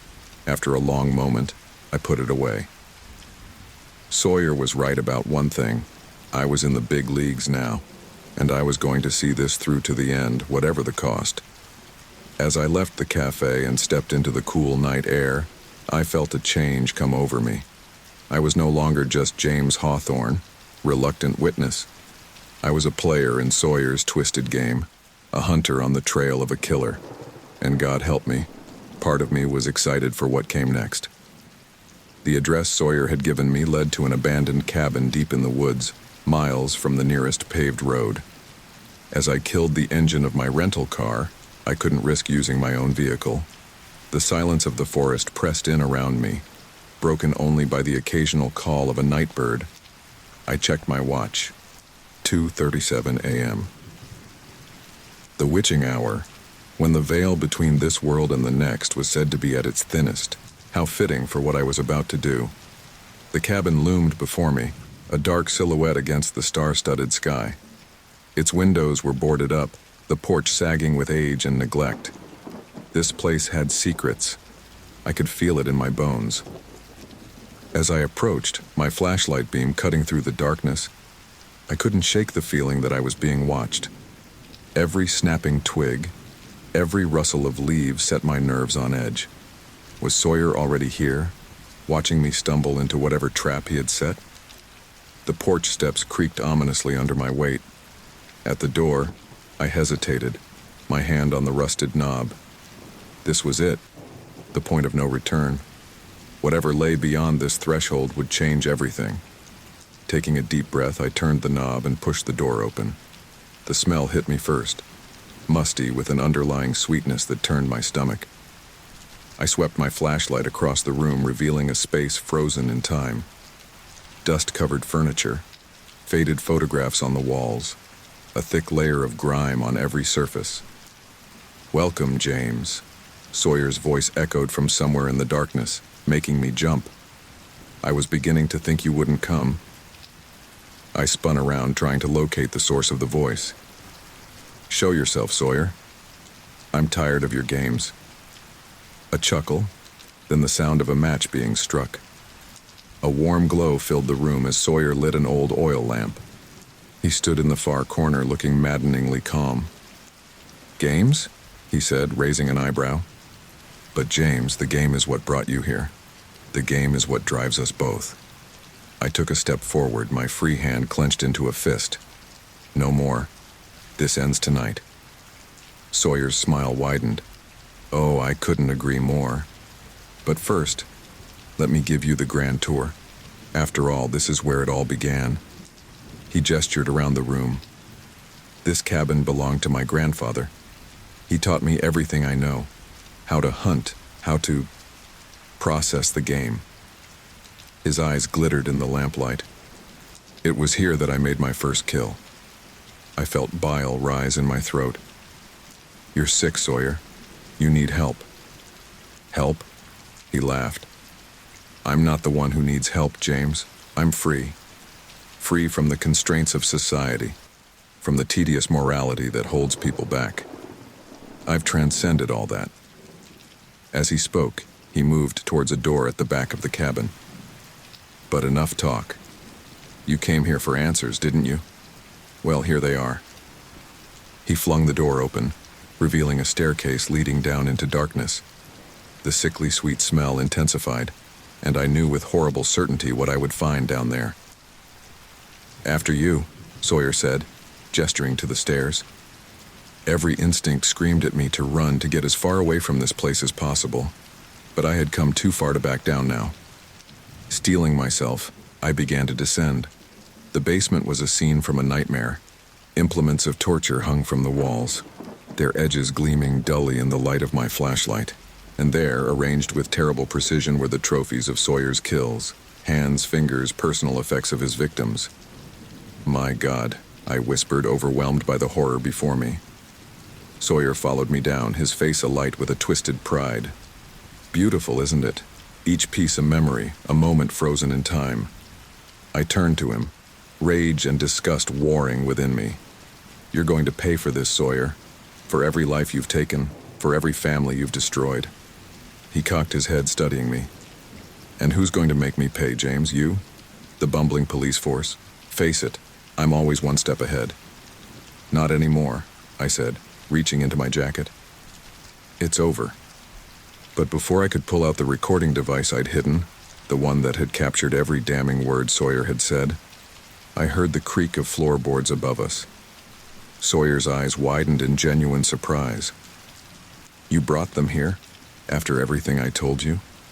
I didn't, I began, but I was cut off by a voice from upstairs. Police, come out with your hands up. In that moment of distraction, Sawyer moved with lightning speed. He shoved me hard, sending me crashing into a table of his grotesque trophies. As I fell, I saw him dash towards a hidden door at the back of the basement. No, I yelled, scrambling to my feet. I couldn't let him escape, not now. I chased after him, ignoring the shouts from upstairs. The hidden door led to a narrow tunnel, damp earth pressing in on all sides. I could hear Sawyer's footsteps ahead, growing fainter. The tunnel seemed to go on forever, twisting and turning until I lost all sense of direction. Just when I thought my lungs would burst, I burst out into the open air. We were in a small clearing, the cabin nowhere in sight. Sawyer stood at the edge, his chest heaving. I'm disappointed in you, James, he said, his voice cold. I thought you understood. I thought you were like me. I approached him slowly, my hands raised. It's over, Sawyer. There's nowhere left to run. He laughed, a hollow sound. Run? Oh no, James. I'm exactly where I want to be. Suddenly he lunged at me. We grappled, the world spinning as we fought for control. I felt the edge of the clearing beneath my feet. A cliff, I realized with horror. Time seemed to slow. I saw the madness in Sawyer's eyes, the determination to take me with him if he couldn't win. I saw the long drop behind us, the jagged rocks below. With a surge of strength born of desperation, I twisted, using Sawyer's momentum against him. He teetered on the edge, his eyes widening in shock. James, he gasped, reaching for me. For a moment, I was tempted to grab his hand, to pull him back from the brink. But then I saw the faces of all his victims, heard the cries of their families. I stepped back. Sawyer fell, his scream echoing off the cliff face. I stood there, numb, as the sound faded into silence. Minutes or hours later, I couldn't tell. I heard voices calling my name. Flashlight beams cut through the darkness. Agent Reeves appeared at the edge of the clearing, her face a mix of relief and anger. "Hawthorne, what the hell happened? Where's Sawyer?" I turned to her, feeling older than I ever had before. "It's over," I said simply. "It's finally over." As the area swarmed with police and forensic teams, as I gave statement after statement, one thought kept running through my mind. Had I become the very thing I sought to destroy? In that final moment when I let Sawyer fall, had I crossed a line from which there was no return? The night wore on, the adrenaline fading to leave me bone-weary. As the first light of dawn broke over the trees, I stood at the edge of the cliff, looking down at where Sawyer had fallen. "You okay?" Reeves asked, coming to stand beside me. I didn't answer immediately. Was I okay? Would I ever be okay again? "I don't know," I finally said. "But it's finished. That's what matters." Reeves nodded, understanding in her eyes. "Come on," she said gently. "Let's get you out of here." As we walked away from the cliff, away from the horrors of the night, I felt a weight lift from my shoulders. The game was over. The monster was slain. But as I looked back one last time at the place where Sawyer had fallen, I couldn't shake the feeling that something of him lived on in me. A darkness, a hunger for the thrill of the chase. I turned away, following Reeves back to civilization. Whatever battles lay ahead, whatever demons I now carried within me, I would face them. For now, it was enough that the nightmare was over. The sun rose higher, burning away the mist, as we left the forest behind. A new day had dawned, and with it, the promise of a world free from Sawyer's shadow. The confrontation was over, but the echoes of that night would resonate for years to come. 6 months had passed since that fateful night in the forest. 6 months of debriefings, psychological evaluations, and sleepless nights haunted by the faces of Sawyer's victims. The world had moved on, the sensational headlines fading into yesterday's news. But for me, the nightmare lingered. I sat in my apartment, staring at the wall covered in newspaper clippings and photos, a makeshift shrine to the case that had consumed my life. The centerpiece was a large photo of Sawyer, his eyes seeming to follow me no matter where I stood in the room. A knock at the door jolted me from my reverie. I opened it to find Agent Reeves, her face etched with concern. "Jesus, Hawthorne," she said, taking in my disheveled appearance and the chaos of my living room. "You look like hell." I managed a weak smile. "Good to see you too, Reeves. Come in." She entered, her eyes scanning the room before settling on the wall of clippings. "Still can't let it go, huh?" I sighed, running a hand through my unkempt hair. "How can I? It's not over." Reeves turned to me, her brow furrowed. "What are you talking about? Sawyer's dead. We found his body at the bottom of that cliff. It's over." I shook my head, pacing the room. "No, something's not right. The bodies we found in the cabin, they don't account for all of his victims. There are still missing pieces." "Hawthorne," Reeves said gently, "you need to stop this. The case is closed. You need to move on." I whirled on her, anger flaring. Move on? Like Ellen moved on? Like all those families who never got closure moved on? Reeves held up her hands in a placating gesture. "I know it's hard, but..." She was cut off by the shrill ring of my phone. I grabbed it, my heart racing as I saw an unknown number on the screen. "Hello?" I answered, my voice tense. There was a moment of silence, then a voice that made my blood run cold. "Hello, James. Did you miss me?" I nearly dropped the phone. It couldn't be. It was impossible. "Sawyer?" I whispered. Reeves's eyes widened in shock. I put the phone on speaker. "I must say I'm impressed." Sawyer's voice continued, smooth as ever. "You played the game better than I ever expected. But did you really think it would be that easy to end?" "You're dead," I said, my voice shaking. "We found your body." A chuckle came through the speaker. "Did you? Are you sure it was mine?" "Oh, James, you should know by now that things are rarely what they seem." Reeves was already on her own phone, barking orders to trace the call. "What do you want?" I demanded. "Want? I want to finish what we started, of course. The game isn't over, James. It's only just beginning." The line went dead. Reeves and I stared at each other, the implications of what we'd just heard sinking in. "It can't be him," Reeves said, but I could hear the doubt in her voice. I turned to the wall of clippings, my mind racing. The body at the bottom of the cliff. We never got a positive ID, did we? The fall, the wildlife. Reeves nodded slowly. It was mostly circumstantial. The clothes, the location. "He planned this," I said, the realization dawning on me. "He knew we'd follow him to the cabin. He had a body ready, someone of his build, his height. While we were focused on the scene at the cabin, he slipped away." "But why?" Reeves asked. "Why go through all that trouble?" I pointed to the clippings on the wall. "Because the game wasn't over, it was just entering a new phase. He wanted to disappear to watch from the shadows as we thought we'd won." Reeves ran a hand through her hair, frustration evident on her face. "If you're right, if he is still out there. God, the brass is going to have a field day with this." I was barely listening, my mind already racing ahead. "We need to reopen the case. Go back through everything, every piece of evidence, every statement." "Hawthorne," Reeves said, her voice firm, "I need you to think carefully about this. If we're wrong, if this is just some sick prank." "It's not," I said with certainty. "It's him, I know it." Reeves studied me for a long moment, then nodded. "All right, but we do this by the book. No more lone wolf stuff, understood?" I nodded, already pulling files from a nearby stack. "Where do we start?" "The beginning," Reeves said. "We go back to where it all started, the hand in the woods." The next few weeks were a whirlwind of activity. We revisited every crime scene, re-interviewed witnesses, pored over every scrap of evidence.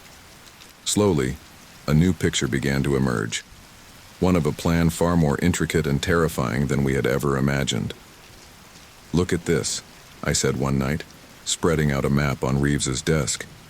Red pins marked each of Sawyer's known crime scenes.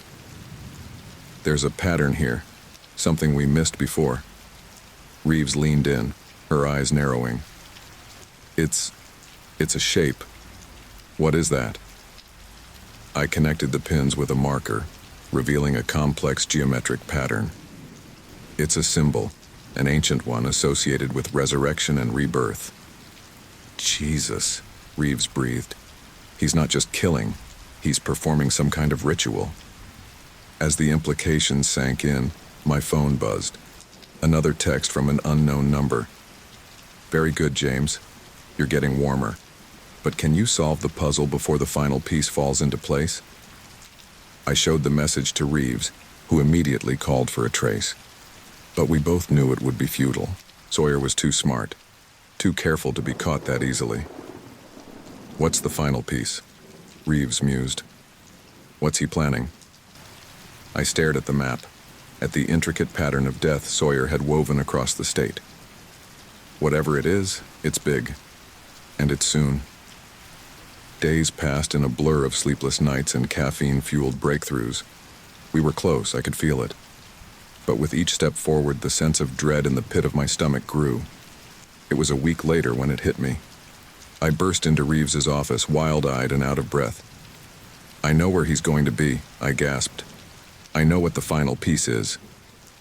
Reeves looked up from her desk, alarm clear on her face. "What? How?"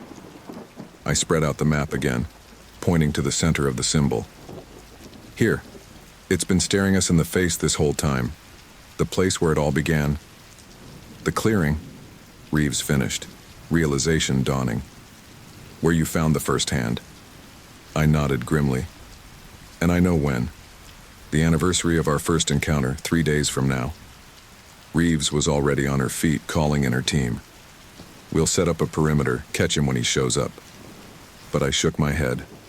No. He'll see that coming a mile away. There's only one way to end this. Reeves's eyes widened as she realized what I was suggesting. Absolutely not. I'm not sending you in there alone. It has to be me, I insisted. This started with us, and it has to end with us. Alone. We argued long into the night, but in the end, Reeves knew I was right. Sawyer wouldn't show himself for anyone else. This was between him and me. As I prepared to head into the woods for what I hoped would be the final confrontation, Reeves pulled me aside. "Hawthorne," she said, her voice uncharacteristically soft. "James, be careful out there, and come back alive. That's an order." I managed a small smile. "Yes, ma'am." The drive to the trailhead was silent, my mind focused on what lay ahead. As I stepped into the forest, the weight of what I was about to do settled over me like a shroud. This was it, the final move in Sawyer's twisted game.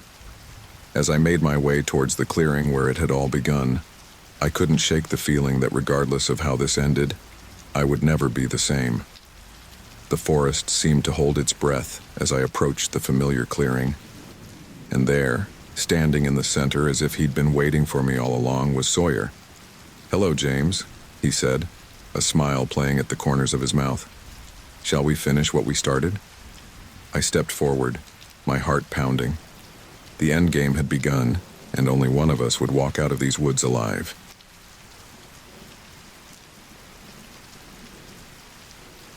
The early morning sun filtered through the dense canopy of pine trees, casting dappled shadows on the forest floor.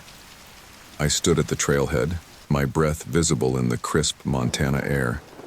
The scent of pine needles and damp earth filled my nostrils as I stretched, preparing for what I thought would be a routine morning run. "You sure about this, Alex?" My wife Sarah's voice crackled through my phone's speaker. "That trail's pretty remote." I chuckled, adjusting my earbuds.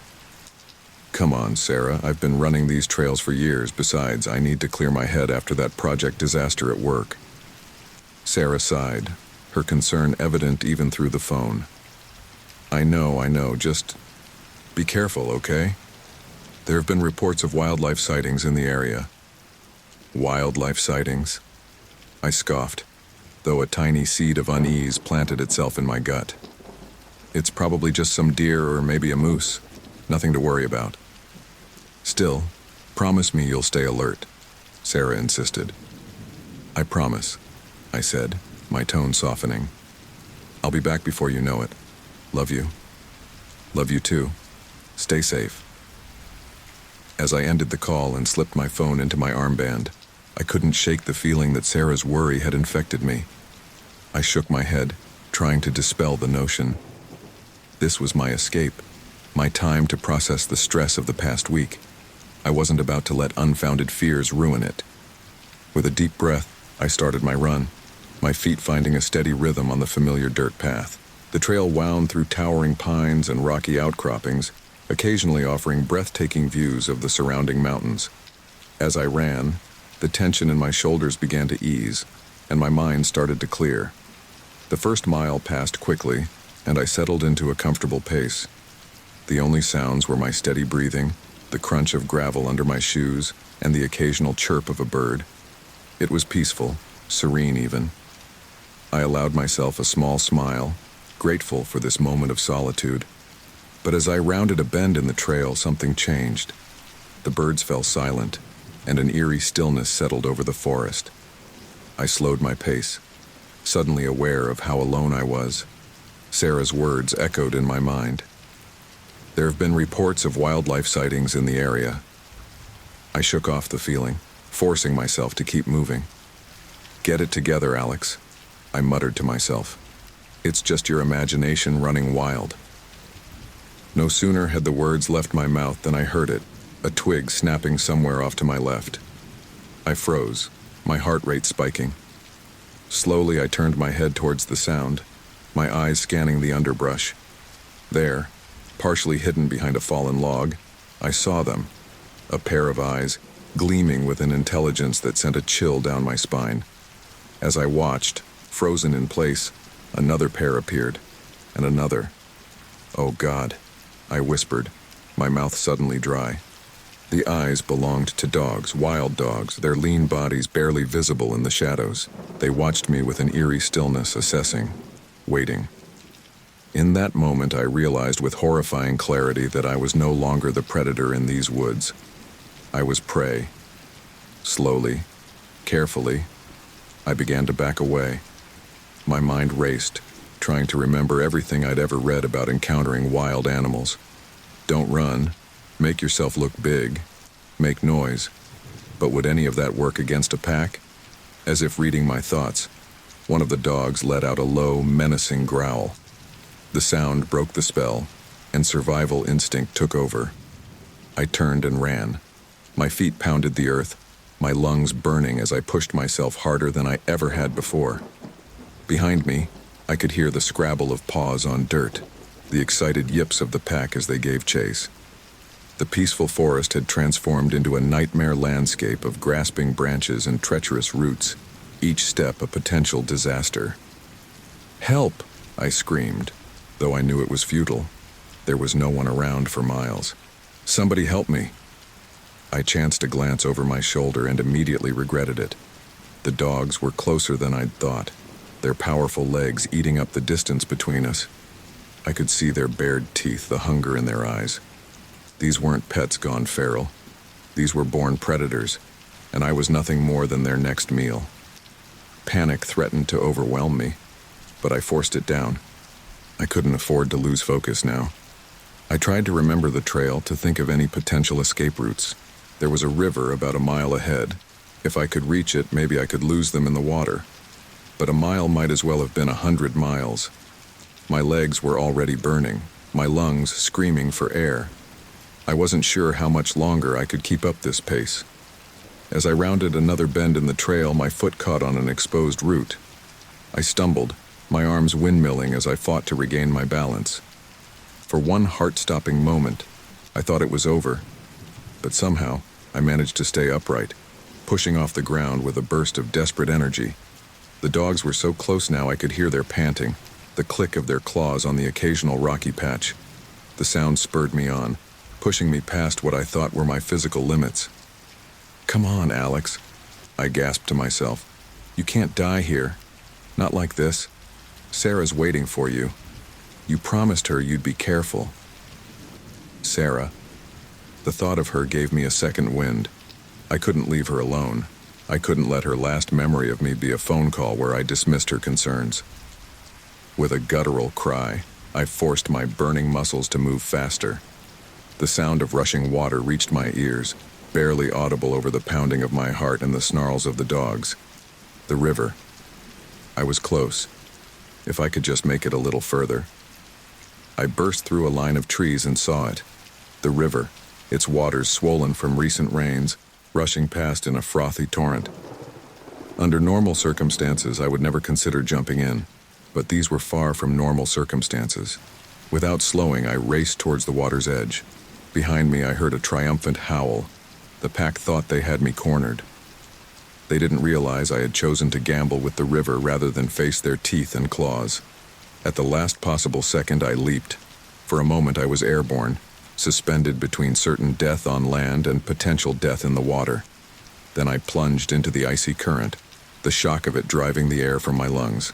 The river's roar filled my ears as I was swept downstream, tumbling head over heels in the rushing water. I fought to the surface, gasping for air, my eyes wild as I looked back towards the shore. The dogs paced at the water's edge, barking and snarling in frustration.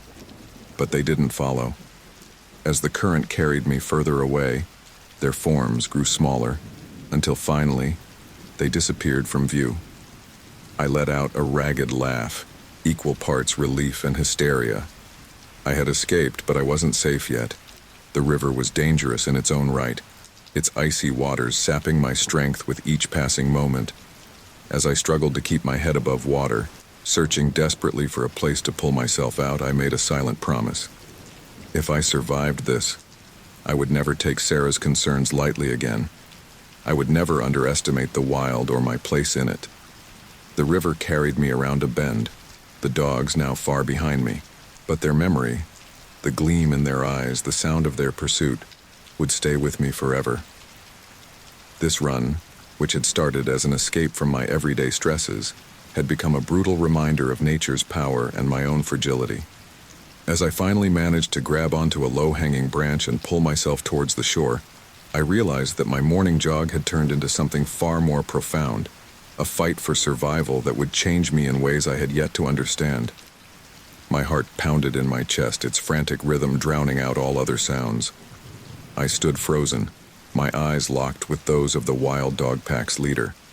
Its fur was a mottled gray, matted in places, and a long scar ran down its muzzle. This was no ordinary stray. This was a battle-hardened predator, and I was its prey. "Easy now," I whispered, more to myself than the dogs. "Just stay calm." The pack leader's ears twitched at the sound of my voice. For a moment I dared to hope that the human sound might deter them, but then its lips curled back, revealing yellowed fangs, and I knew hope was futile. A low growl rumbled from the leader's throat, a sound so primal it sent shivers down my spine. The other dogs tensed, their muscles coiling beneath their ragged coats. Time seemed to stand still as we faced each other, predator and prey, neither willing to make the first move. In that frozen moment, my mind raced. I thought of Sarah, probably starting her day at home, unaware of the danger I was in. I thought of all the things I'd left unsaid, all the promises I'd made and might not keep, and I thought of how stupid I'd been to dismiss her concerns. "I'm sorry, Sarah," I murmured. "You were right." As if my words had broken a spell, the pack leader lunged forward with a snarl. Instinct took over and I spun on my heel, my feet pounding the earth as I broke into a desperate sprint. The forest that had seemed so peaceful just moments ago now became a gauntlet of obstacles. Low-hanging branches whipped at my face, roots threatened to trip me at every step. But I couldn't slow down. The sounds of snapping jaws and scrabbling claws behind me were all the motivation I needed to keep running. "Help!" I screamed, my voice echoing through the trees. "Somebody help me!" But I knew it was useless. This deep in the Montana wilderness, there was no one to hear my cries. I was on my own. The trail ahead forked, and I made a split-second decision, veering left onto a narrower path. I hoped the tighter space might slow the dogs down, give me a chance to gain some distance. But as I heard the pack's snarls growing closer, I realized my mistake. The dogs, lean and agile, were perfectly suited for this terrain. I, on the other hand, was already gasping for breath, my legs burning with exertion. "Come on, Alex," I panted to myself. "You can't give up. You have to keep going." I pushed harder, ignoring the stabbing pain in my side, the rawness in my throat. I couldn't afford to slow down, not even for a second. One misstep, one moment of hesitation, and it would all be over. The path ahead suddenly opened up into a small clearing. For a brief moment, I felt a surge of hope. Maybe I could find somewhere to climb, somewhere the dogs couldn't reach. But as I burst into the open space, my heart sank. There was nowhere to go but forward. Behind me, I heard a triumphant howl. The pack thought they had me cornered, and maybe they did. But I wasn't about to make it easy for them. I sprinted across the clearing, my eyes frantically searching for any possible escape route. That's when I saw it, a fallen tree, its trunk forming a natural bridge across a deep ravine. It was risky, but it was my only chance. Without slowing, I raced towards the log. The bark was slick with moss, and the drop below was dizzying, but I didn't have time to hesitate. I leaped onto the trunk, my arms outstretched for balance. "Oh God, oh God, oh God," I chanted as I inched forward, every step a potential disaster. Halfway across, I heard the scrabble of claws on wood. I glanced back to see the pack leader on the log, its eyes gleaming with predatory focus. 2 more dogs followed, their weight causing the old trunk to creak ominously. "No, no, no," I muttered, willing myself to move faster without losing my footing. I was almost to the other side when I heard a loud crack. The log shuddered beneath me. and I knew in that heart-stopping moment that it was about to give way. With a desperate lunge, I threw myself forward, my hands grasping at the edge of the ravine. Behind me, I heard yelps of surprise and fear as the log collapsed, taking the dogs with it. For a terrifying moment, I dangled over the abyss, my fingers scrabbling for purchase on the rocky ground. With a grunt of effort, I managed to pull myself up, collapsing on solid ground as the sound of splintering wood and panicked howls echoed from below. I lay there for a moment, gasping for breath, my whole body trembling with adrenaline and exhaustion, but I couldn't rest for long. I didn't know if any of the dogs had made it across before the log fell, or if there were more waiting on the other side. Forcing myself to my feet, I stumbled forward, deeper into the forest.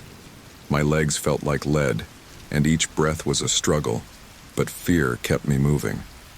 The dog's howls still rang in my ears, spurring me on even as my body begged for rest. As I ran, the terrain began to change. The ground became steeper, rockier. I was heading uphill, towards the mountains. Part of me knew this was dangerous. The higher I went, the more trapped I'd become, but I couldn't think straight, couldn't plan. All I could do was run. I don't know how long I kept going. Time lost all meaning, reduced to the rhythm of my pounding feet and gasping breaths. The forest blurred around me, trees and rocks melding into a green and gray haze. It was the sudden lack of solid ground beneath my feet that finally broke through my panic-induced trance.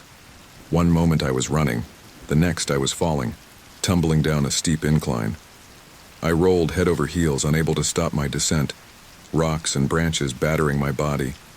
When I finally came to a stop, I lay still, dazed and aching. Every part of me hurt. I could taste blood in my mouth, and my vision swam when I tried to focus. "Get up," I croaked, my voice barely a whisper. "You have to get up, Alex." But my body refused to cooperate. The adrenaline that had kept me going was fading, leaving behind a bone-deep exhaustion. I knew I should move, find shelter, do something, but I couldn't summon the energy to even lift my head. As I lay there, I became aware of a new sound cutting through the ringing in my ears. Water. Somewhere nearby there was running water. With monumental effort, I turned my head towards the sound. Through blurry vision, I could make out a stream not far away, its waters rushing over rocks in a steady flow. Water meant life. It meant a chance at survival. If I could reach it, maybe I could follow it downstream, find my way back to civilization. Gritting my teeth against the pain, I began to drag myself towards the stream. Every movement was agony, but I forced myself to keep going. I couldn't give up. Not now. Not when I'd come so far. As I inched closer to the water, a twig snapped somewhere in the forest behind me. I froze, my breath catching in my throat. Had the dogs found me? Or was it something else? A bear, a mountain lion? In that moment, I realized that the wild dogs might not be the only danger in these woods. I held my breath, straining my ears for any further sound. But there was nothing, just the rush of the stream and the pounding of my own heart. After what felt like an eternity, I started moving again, more urgently now. I had to reach the water. It was my only chance. Finally, my hands touched the cool liquid. I nearly wept with relief as I cupped the water to my parched lips, drinking deeply. The icy mountain stream revived me, clearing some of the fog from my mind. As I sat up, wincing at the movement, I took stock of my situation. I was battered, exhausted, and hopelessly lost. Night would be falling soon, and I had no supplies, no shelter. The dogs might still be out there hunting me. And even if they weren't, there were plenty of other dangers in this wilderness. But I was alive. I had survived the initial chase, against all odds. And as long as I was breathing, I had a chance. I looked up at the darkening sky, thinking of Sarah. Was she worried yet? Had she called someone when I didn't return on time? "I'm coming home, Sarah," I whispered to the gathering shadows. "I don't know how, but I'm coming home." With that promise echoing in my mind, I forced myself to my feet. The chase might have begun with the wild dogs, but now I was in a different kind of race. A race against time, against the wilderness, against my own limitations. And it was a race I was determined to win. As I took my first unsteady steps alongside the stream, I knew the ordeal was far from over, but I had survived the chase. Now, it was time to find my way back home. The forest had become a blur of green and brown as I stumbled along the stream, my legs moving on autopilot. The sound of rushing water was a constant companion, occasionally punctuated by the snap of a twig beneath my feet or the rustle of leaves in the wind. But beneath it all, I could still hear the phantom echoes of snarling dogs. "Keep moving, Alex," I muttered to myself, my voice hoarse and barely audible. "Just keep moving." The mantra had kept me going for what felt like hours, but exhaustion was quickly catching up. My muscles screamed with each step, and the cuts and bruises from my earlier fall throbbed in time with my racing heart. I knew I couldn't keep this pace up much longer. As if in response to my thoughts, the terrain suddenly changed. The gentle slope I had been following gave way to a steeper incline.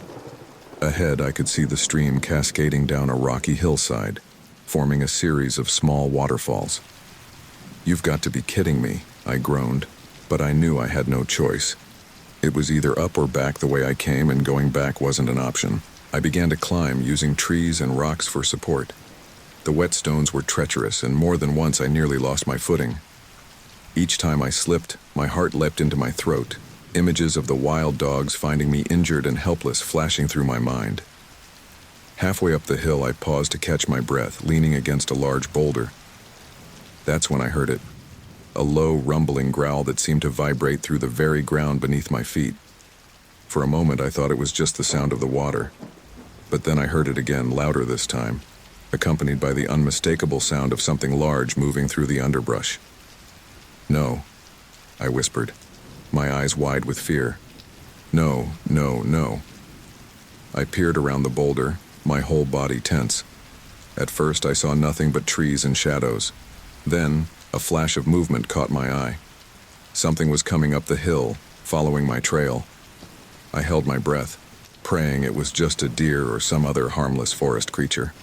But as the shape emerged from the shadows, my worst fears were confirmed. It was the pack leader. Its scarred muzzle lifted as it scented the air, and behind it, I could see more shapes moving, the rest of the pack. They had found me. Panic surged through me, giving me a fresh burst of energy. I scrambled up the hill, no longer caring about stealth. Rocks clattered down behind me as I climbed, and I could hear excited yips from the dogs as they spotted their prey. "Help!" I screamed, though I knew it was futile. "Somebody help me!" The top of the hill was in sight now, a clear ridge against the darkening sky. If I could just reach it, maybe I could find a way to lose the dogs on the other side. I was just meters from the top when my foot slipped on a wet rock. I fell hard, the air driven from my lungs as I slammed into the ground. For a terrifying moment, I couldn't move, couldn't breathe. The snarls of the dogs grew closer.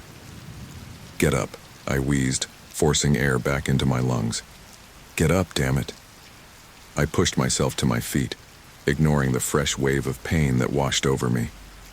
The ridge was right there, just a few more steps. With a final desperate lunge, I reached the top of the hill. But as I crested the ridge, my heart sank. There was no gentle slope on the other side, no convenient escape route. Instead, I found myself on the edge of a cliff, a sheer drop of at least 30 feet before me. "No," I gasped, stumbling back. "This can't be happening." But it was. I was trapped between the cliff and the approaching pack.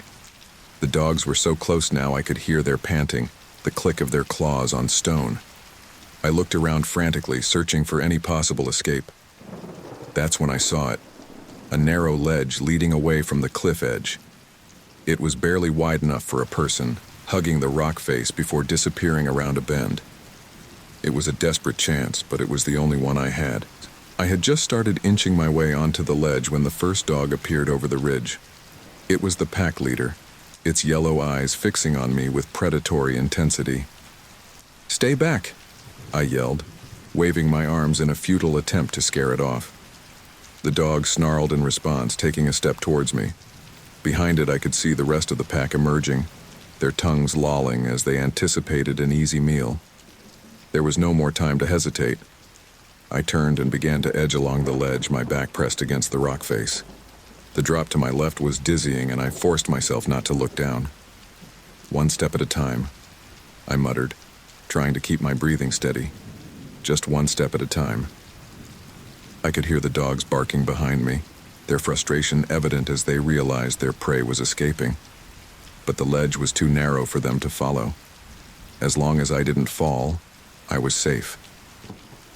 That thought had barely formed when a piece of the ledge crumbled beneath my foot.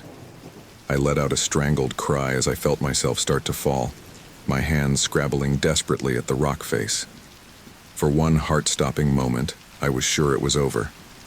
I could see the ground far below, hear the excited howls of the dogs as they anticipated my fall. But then my fingers found a crack in the rock, and I held on with all my strength. My feet dangled in open air as I clung to the cliff face, every muscle straining. "Come on, Alex," I grunted through gritted teeth. "You didn't come this far to die now." With a Herculean effort, I managed to pull myself back onto the ledge. I lay there for a moment, my chest heaving as I tried to calm my racing heart. The barks of the dogs were more distant now, fading as I moved further along the ledge. But I knew I couldn't rest yet. Night was falling fast, and I needed to find shelter before darkness made the treacherous path even more dangerous. Slowly, carefully, I continued along the ledge. As I rounded the bend, I saw something that made my heart leap. A dark opening in the rock face. A cave. "Please," I whispered, not even sure what I was pleading for. Safety? Shelter? A miracle? As I drew closer, I could see that it wasn't so much a cave as a deep crevice in the rock, barely big enough for a person to squeeze into. But it was shelter, and right now, that was all that mattered. With the last of my strength, I maneuvered myself into the crevice. It was a tight fit, but I managed to wedge myself in, my back against one wall and my feet braced against the other. As the last light of day faded, I sat there in the darkness, listening. The sounds of the forest seemed amplified in the small space, the whisper of wind through trees, the cry of a distant bird. But beneath it all, I could still hear the faint howls of the wild dogs. They were still out there, waiting. This wasn't over yet. I leaned my head back against the cool rock, closing my eyes. I was safe for now, but I was far from rescued. I had no food, no water, and no idea where I was. And somewhere out in the darkness, a pack of wild dogs was hunting me. "What do I do now?" I whispered into the darkness. But there was no answer, just the sound of the wind, the distant howls, and my own ragged breathing. As exhaustion finally overtook me, I thought of Sarah. Was she looking for me? Had she called for help? I imagined her pacing our living room, phone in hand, growing more worried with each passing hour. "I'm still alive, Sarah," I murmured as sleep began to claim me. "I'm still fighting. I'll find a way back to you. I promise." With that promise echoing in my mind, I drifted into an uneasy sleep, the narrow crevice my sanctuary for the night. The chase had paused, but I knew it wasn't over. Tomorrow would bring new challenges, new dangers. But for now, in this moment, I had escaped. I had survived. And in the world I now found myself in, that was no small victory. As consciousness faded, one last thought flitted through my mind. In the morning, the real test of survival would begin. The first rays of dawn filtered through the narrow opening of the crevice, rousing me from a fitful sleep. For a moment I was disoriented, my mind struggling to make sense of the rough stone pressing against my back and the ache that seemed to permeate every muscle in my body. Then, with a rush of dread, the memories of the previous day came flooding back. "Oh God," I whispered, my voice hoarse and barely audible. It wasn't a nightmare. I shifted, wincing as my stiff muscles protested. The small space that had seemed like a sanctuary last night now felt claustrophobic, oppressive. I needed to get out. to see where I was, to figure out my next move. Slowly, carefully, I extracted myself from the crevice. Each movement sent fresh waves of pain through my battered body, reminding me of every fall, every scrape, every desperate scramble from the day before. As I finally emerged into the open air, I took a moment to survey my surroundings. The ledge I had traversed last night seemed even narrower in the daylight, and I shuddered as I realized how close I had come to falling. Beyond the ledge, the forest stretched out below me, a sea of green that seemed to go on forever. In the distance, snow-capped mountains pierced the sky, their peaks shrouded in mist. It was beautiful in a wild, untamed way, but it was also terrifying. I had no idea where I was, no concept of which direction might lead me back to civilization. I was well and truly lost. "Okay, Alex," I muttered to myself, running a hand through my matted hair. "Think. What's the first priority?" The answer came almost immediately. Water. My throat was parched, my lips cracked and dry. I hadn't had anything to drink since the stream yesterday, and dehydration was a very real threat. I closed my eyes, trying to remember the sound of running water. Had I heard a stream nearby last night? Or was that just my imagination, fueled by desperation? As if in answer to my unspoken question, a faint sound reached my ears. It was distant, barely audible over the rustle of leaves in the morning breeze, but unmistakable. The gurgle of flowing water. Hope surged through me, giving me a much-needed boost of energy. "All right," I said, my voice stronger now. "Let's find that water." Carefully, I began to make my way along the ledge, moving in the direction of the sound. The going was slow. Every step had to be measured, every handhold tested. One wrong move could send me plummeting to the forest floor below.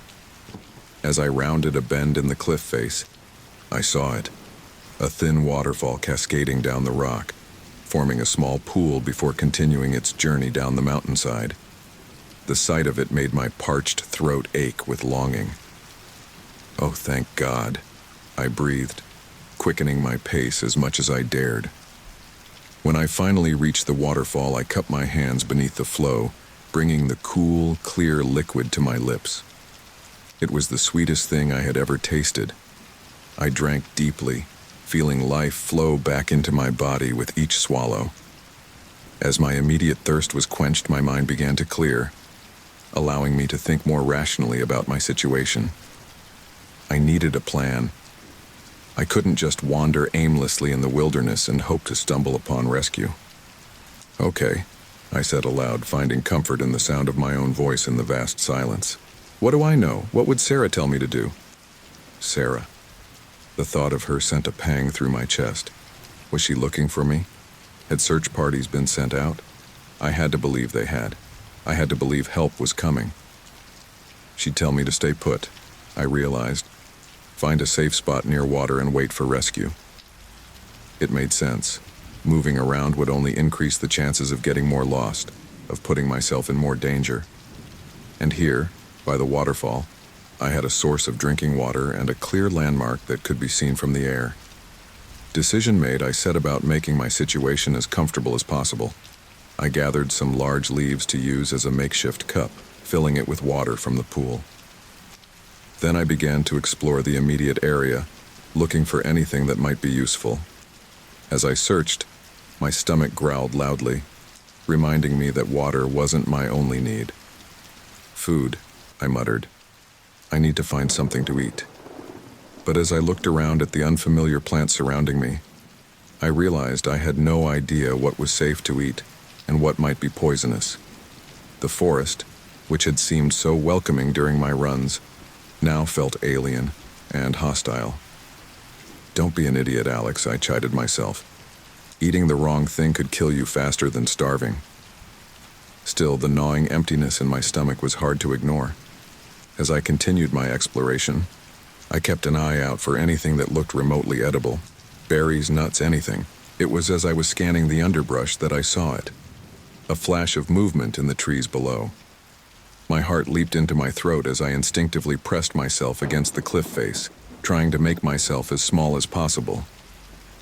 Please don't be the dogs, I whispered, my eyes straining to catch another glimpse of whatever I had seen. For several long, tense moments, nothing moved. Then slowly, a shape emerged from behind a tree. It wasn't a dog. It was a deer, a young doe, her ears twitching as she cautiously stepped into a small clearing. Relief washed over me, followed quickly by a pang of guilt. How quickly I had gone from admiring the wildlife to fearing it. The doe looked up, her large eyes seeming to meet mine across the distance. For a moment we stared at each other, two creatures alone in the wilderness. Then, with a flick of her tail, she was gone, disappearing back into the forest as silently as she had appeared. The encounter left me feeling oddly comforted. Life went on in these woods, oblivious to my plight. Somehow, that made my own situation seem less dire. As the day wore on, I settled into a routine of sorts. I would drink from the waterfall, rest in the shade of an overhanging rock, and periodically scan the sky for any sign of search helicopters. But as the sun began to dip towards the horizon, I had to face a hard truth. No one was coming today. You can do this, Alex, I told myself as I prepared for another night in the wilderness. You've survived this long, just hang on. I wedged myself back into the crevice as darkness fell, the stone walls now feeling more like an embrace than a prison. As I sat there, listening to the night sounds of the forest, I found myself talking aloud, imagining I was speaking to Sarah. "I'm okay, honey," I said softly. "I'm safe for now. I've got water, and I'm staying put like you always said to do if I got lost. I know you're looking for me. I know you won't give up." My voice cracked on the last words, and I felt tears stinging my eyes. The enormity of my situation was finally hitting me. I was alone, injured, and lost in a vast wilderness. The chances of being found... No, I couldn't think like that. I had to stay positive. I had to believe I would make it out of this. "I'm coming home, Sarah," I whispered fiercely into the darkness. "I don't know how yet, but I'm coming home. I promise." As the night deepened, the sounds of the forest changed. An owl hooted in the distance, and small creatures rustled in the underbrush. And then, carried on the night wind, I heard a sound that made my blood run cold. The howl of a wolf. It was distant, but unmistakable. And it brought with it a chilling realization. The wild dogs weren't the only predators in these woods. I huddled deeper into my rocky shelter, my mind racing. How many other dangers were out there that I hadn't even considered? Bears, mountain lions. The wilderness suddenly felt much larger, much more threatening. "One day at a time," I muttered, trying to calm my racing heart. Just take it one day at a time. As exhaustion finally overtook me, I drifted into an uneasy sleep. My dreams were a confused jumble of running through endless forests, of Sarah's voice calling my name, of yellow eyes gleaming in the darkness.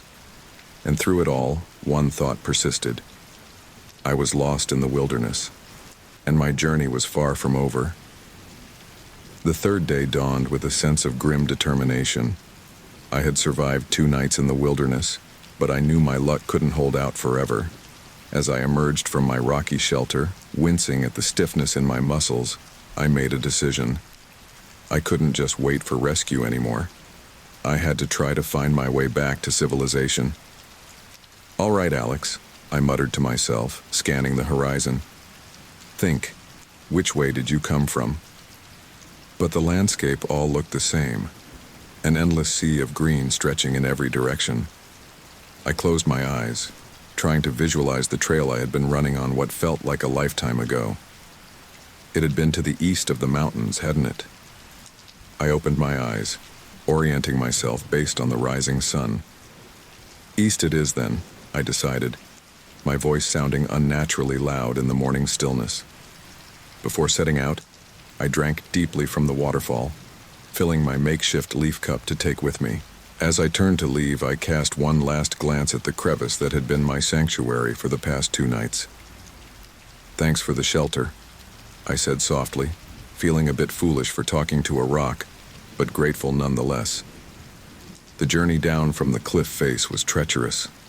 More than once I found myself clinging to the rock, heart pounding as loose stones clattered down the steep incline. By the time I reached the forest floor, my hands were scraped raw, and I was breathing heavily. "Come on," I panted, leaning against a tree to catch my breath. "You can do this. One step at a time." I set off through the forest, trying to maintain as straight a line as possible, but the terrain was unforgiving. Dense underbrush, fallen logs, and unexpected dips in the ground made progress slow and exhausting. As the day wore on, the gnawing emptiness in my stomach became impossible to ignore. I hadn't eaten in days, and my strength was fading fast. I found myself scanning the forest floor desperately for anything that looked edible. That's when I spotted them, a cluster of bright red berries growing on a low bush. My mouth watered at the sight, but a voice in the back of my mind urged caution. "You don't know if they're safe," I reminded myself aloud. "Eating the wrong thing could kill you faster than starving." But as I stared at the berries, another, more insistent voice spoke up. "If you don't eat something soon, you won't have the strength to keep going. Take the risk." With trembling hands, I picked a berry and brought it to my lips. "Please don't be poisonous," I whispered, then popped it into my mouth. The burst of sweetness on my tongue was almost overwhelming. I waited a few moments, half expecting to feel ill, but when nothing happened, I eagerly ate a handful more. It wasn't much, but it was something. Energized by the small meal, I pressed on. The sun was high in the sky now, beating down through gaps in the canopy. Sweat trickled down my back, and my throat was parched despite the water I'd brought. As I paused to take a drink, a sound caught my attention, a rhythmic thumping that seemed out of place in the forest. I froze, straining my ears. It was getting louder, closer. Then I saw it, a flash of movement through the trees. My heart leaped. Was it a person? A park ranger, maybe? "Hey!" I shouted, waving my arms. "Over here, I need help!" But as the source of the sound came into view, my hope turned to horror. It wasn't a person. It was a bear. A massive grizzly, its brown fur gleaming in the dappled sunlight. For a moment, we stared at each other, both equally surprised by the encounter. Then the bear rose up on its hind legs, letting out a roar that seemed to shake the very ground. "Oh God," I breathed, stumbling backward. "Nice bear. Good bear. Just stay there." But the grizzly dropped back to all fours and began to advance, its eyes fixed on me with predatory intent. Panic surged through me. I spun around and ran, crashing through the underbrush with no regard for direction or stealth. Branches whipped at my face.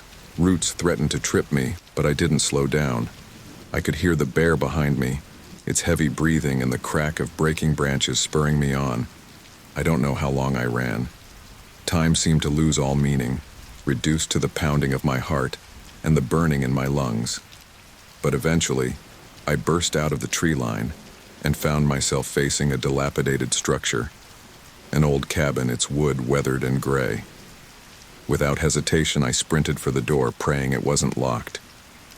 The handle turned under my hand, and I threw myself inside, slamming the door shut behind me. For a moment I stood there, gasping for breath, my back pressed against the door. Then I heard it, the heavy footsteps of the bear circling the cabin. "No, no, no," I muttered, looking around frantically for something to barricade the door. The cabin's interior was sparse, a rusty wood stove, a rickety table, and a few broken chairs. But in the corner, I spotted a heavy wooden chest. Summoning the last of my strength, I dragged the chest across the floor, wedging it against the door. Then I collapsed against it, my whole body trembling with exhaustion and fear. Outside, the bear let out another roar, this one so close it made the windows rattle. I flinched, pressing myself harder against the chest. "Go away," I whispered, though I knew the bear couldn't understand. "Please, just go away." But the bear didn't leave. I could hear it circling the cabin, its claws scraping against the wood. Occasionally it would rear up, slamming its weight against the walls. Each impact made the whole structure shudder, and I found myself wondering how long the old cabin could withstand the assault. As night began to fall, the bear's attacks became less frequent, but I didn't dare move from my position by the door. Every creak of the cabin, every rustle outside sent a fresh wave of fear through me. In the darkness, my mind began to play tricks on me. Every shadow seemed to move, every sound amplified to terrifying proportions. I found myself talking aloud, just to hear a human voice. "You're okay, Alex," I murmured. "You're safe in here. The bear can't get you. Just hold on until morning." But as the hours crawled by, a new sound joined the nighttime chorus, a familiar chilling sound that made my blood run cold. Howls. The wild dogs had found me again. "This isn't happening," I groaned, burying my face in my hands. "This can't be happening." But it was. Through gaps in the boarded-up windows, I could see them. Dark shapes moving in the moonlight, circling the cabin just as the bear had done. Their eyes gleamed in the darkness, reflecting what little light there was. I was trapped. On one side, a grizzly bear that could tear through the cabin walls given enough time. On the other, a pack of wild dogs waiting for any opportunity to attack, and me in the middle, exhausted, hungry, and rapidly losing hope. As dawn approached, I found myself thinking of Sarah again. What was she doing right now? Was she out there somewhere, searching for me? Did she even know I was missing yet? "I'm sorry, Sarah," I whispered into the darkness. "I'm sorry I didn't listen to you. I'm sorry I might not make it home." The thought brought a lump to my throat, and for the first time since this ordeal began, I felt tears sliding down my cheeks. I was so tired, so scared, and so very alone. But as the first rays of sunlight began to filter through the cracks in the cabin walls, I made a decision. I couldn't give up. Not yet. Not while there was still a chance, however small, of survival. "Okay, Alex," I said, my voice hoarse but determined. "New day, new plan. You're going to find a way out of this." I didn't know how yet. The bear was still out there, its occasional grunts a reminder of the danger. The wild dogs were silent now, but I knew they hadn't gone far. I was still trapped, still lost, still in desperate need of rescue, but I was alive, and as long as I was breathing, there was hope. As I finally allowed myself to move away from the door, stretching my cramped muscles, I began to explore the cabin more thoroughly. There had to be something here I could use, some way to improve my chances. "One problem at a time," I muttered, running a hand through my matted hair. "First deal with the bear, then worry about the dogs. Then find a way home." It wasn't much of a plan, but in this wilderness, in this cabin under siege, it was all I had. And for now, it would have to be enough. As the day wore on, the bear's attacks on the cabin became less frequent, but the tension in the air remained palpable. I had spent hours searching every nook and cranny of the dilapidated structure, hoping to find something, anything, that could help me survive this ordeal. My efforts had yielded little. A rusty can opener, a few moldy blankets, and an old oil lamp with barely any fuel left. As I slumped against the wall, exhaustion threatening to overwhelm me, a new sound cut through the eerie silence, a low, menacing growl from outside. "Oh God," I whispered, my heart rate instantly skyrocketing. "The dogs are back." I crept to one of the boarded-up windows, peering through a crack. What I saw made my blood run cold. The wild dogs had returned in force, at least a dozen of them circling the cabin. Their lean bodies spoke of hunger, and their eyes gleamed with predatory intent in the fading light. "This isn't fair," I muttered, slumping to the floor. "How am I supposed to survive this?" As if in answer to my question, a loud thud shook the cabin.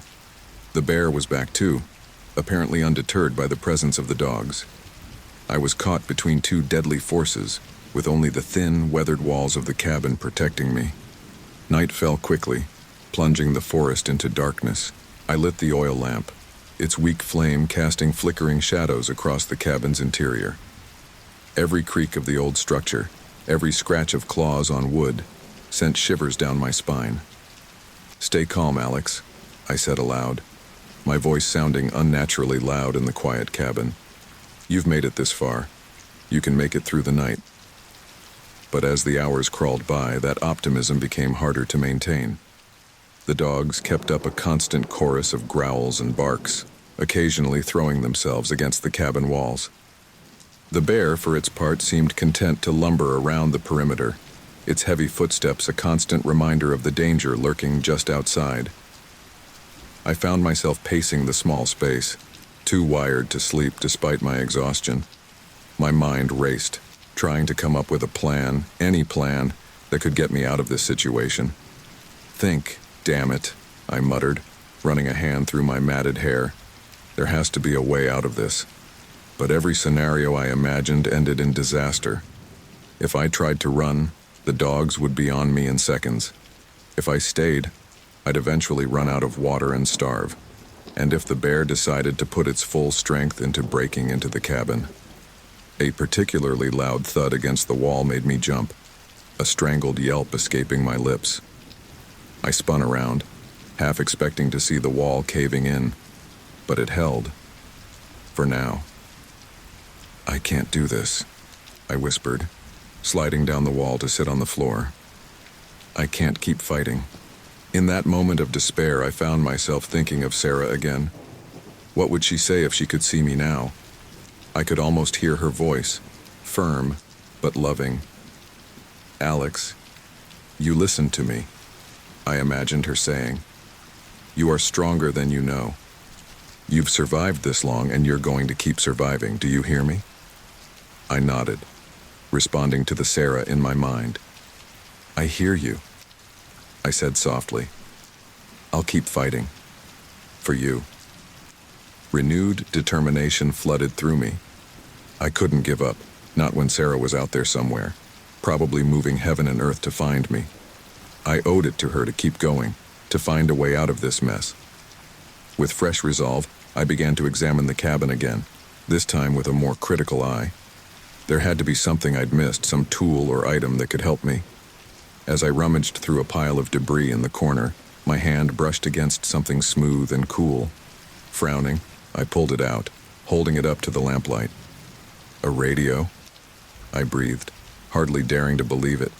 The device was old, covered in dust and cobwebs, but it seemed intact.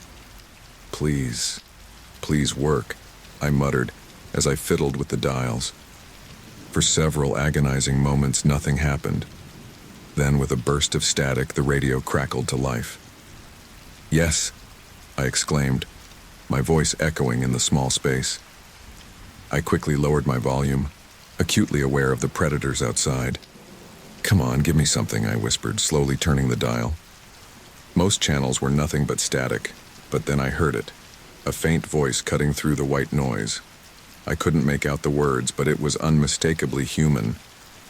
"Hello?" I called into the radio, my voice cracking with emotion. "Can anyone hear me? I need help." But my jubilation was short-lived. No matter how I adjusted the radio, I couldn't get a clear signal out. The voice I'd heard faded back into static, leaving me once again alone with the sounds of the forest and the beasts that hunted me. "No," I groaned, resisting the urge to throw the radio across the room. No. You were supposed to work." A particularly loud snarl from outside snapped me back to my current predicament. The dogs were getting more agitated, their attacks on the cabin more frequent, and underneath their growls, I could hear something else, a deep, rumbling sound that could only be coming from the bear. I pressed my ear to the wall, trying to gauge where the animals were. The dogs seemed to be concentrating their efforts on the front of the cabin, while the bear's sounds were coming from the back. An idea began to form in my mind.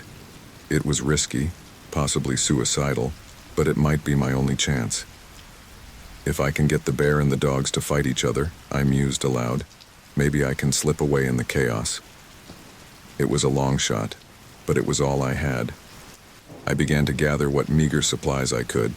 The moldy blankets, the can opener, which could maybe serve as a makeshift weapon, and the radio. I stuffed everything into a rough sack made from one of the blankets. As I prepared, a new sound joined the cacophony outside, the howl of wolves. "You've got to be kidding me," I muttered, peering out the window again. Sure enough, I could see sleek, gray shapes moving at the edge of the clearing. The wolves were keeping their distance for now, but their presence added a new layer of complication to an already impossible situation. I leaned against the wall, closing my eyes as I tried to think. The bear, the dogs, and now wolves. It was like the entire forest had conspired against me. How was I supposed to survive this? But as I stood there, listening to the sounds of the forest, something changed. The dogs' barks became more frantic, higher pitched.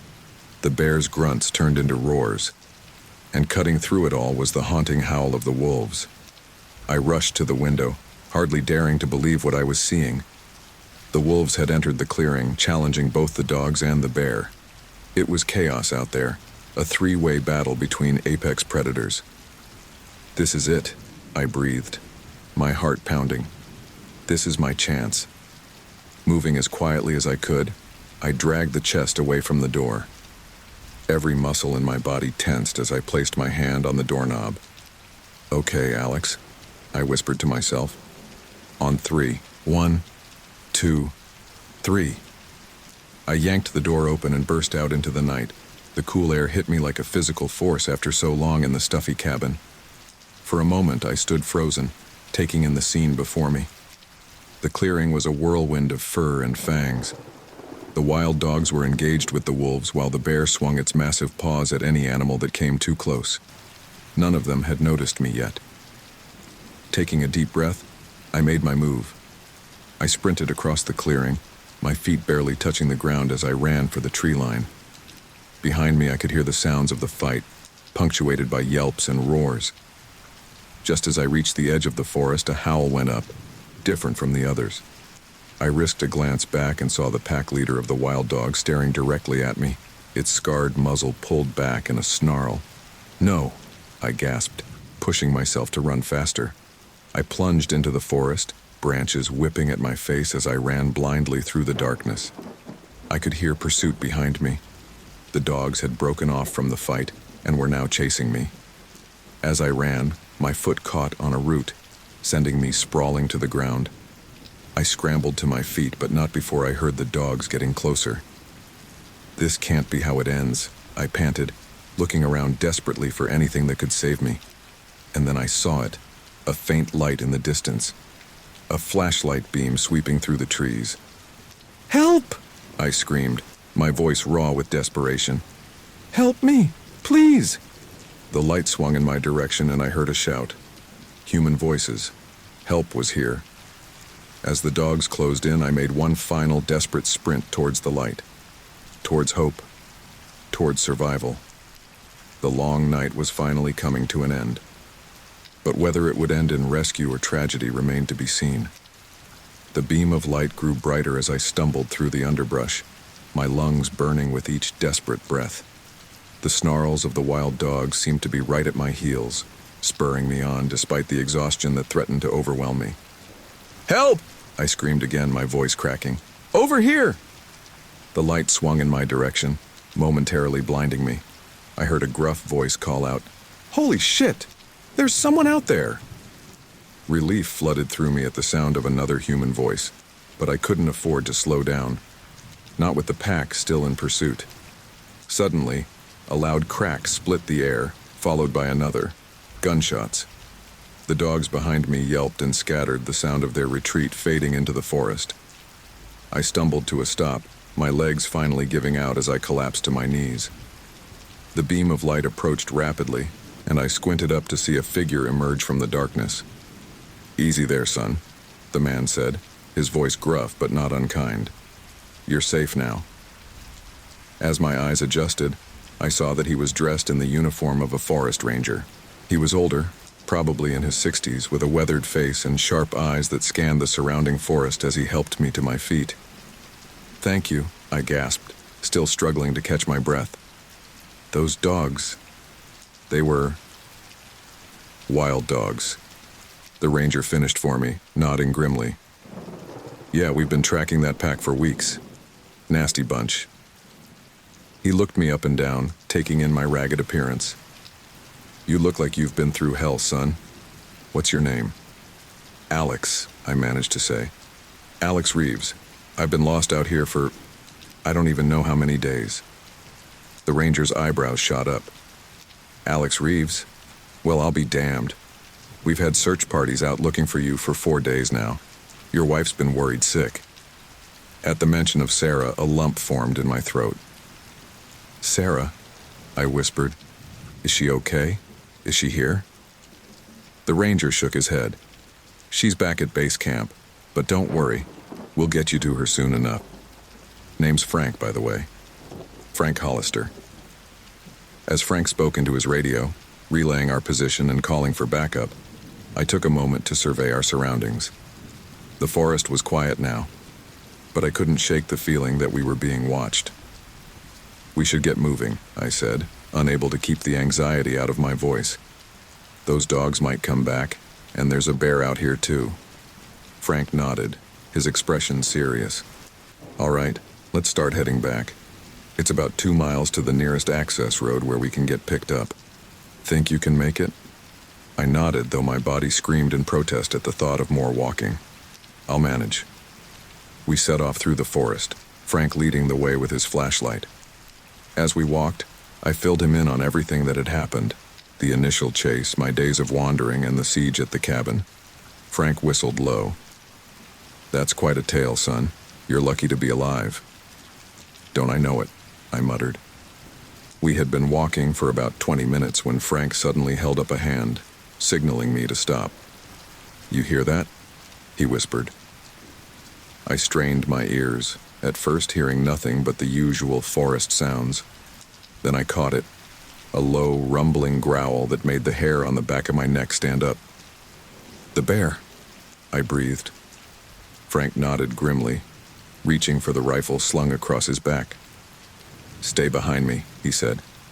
And if I tell you to run, you run. Got it? I nodded, my heart pounding in my chest.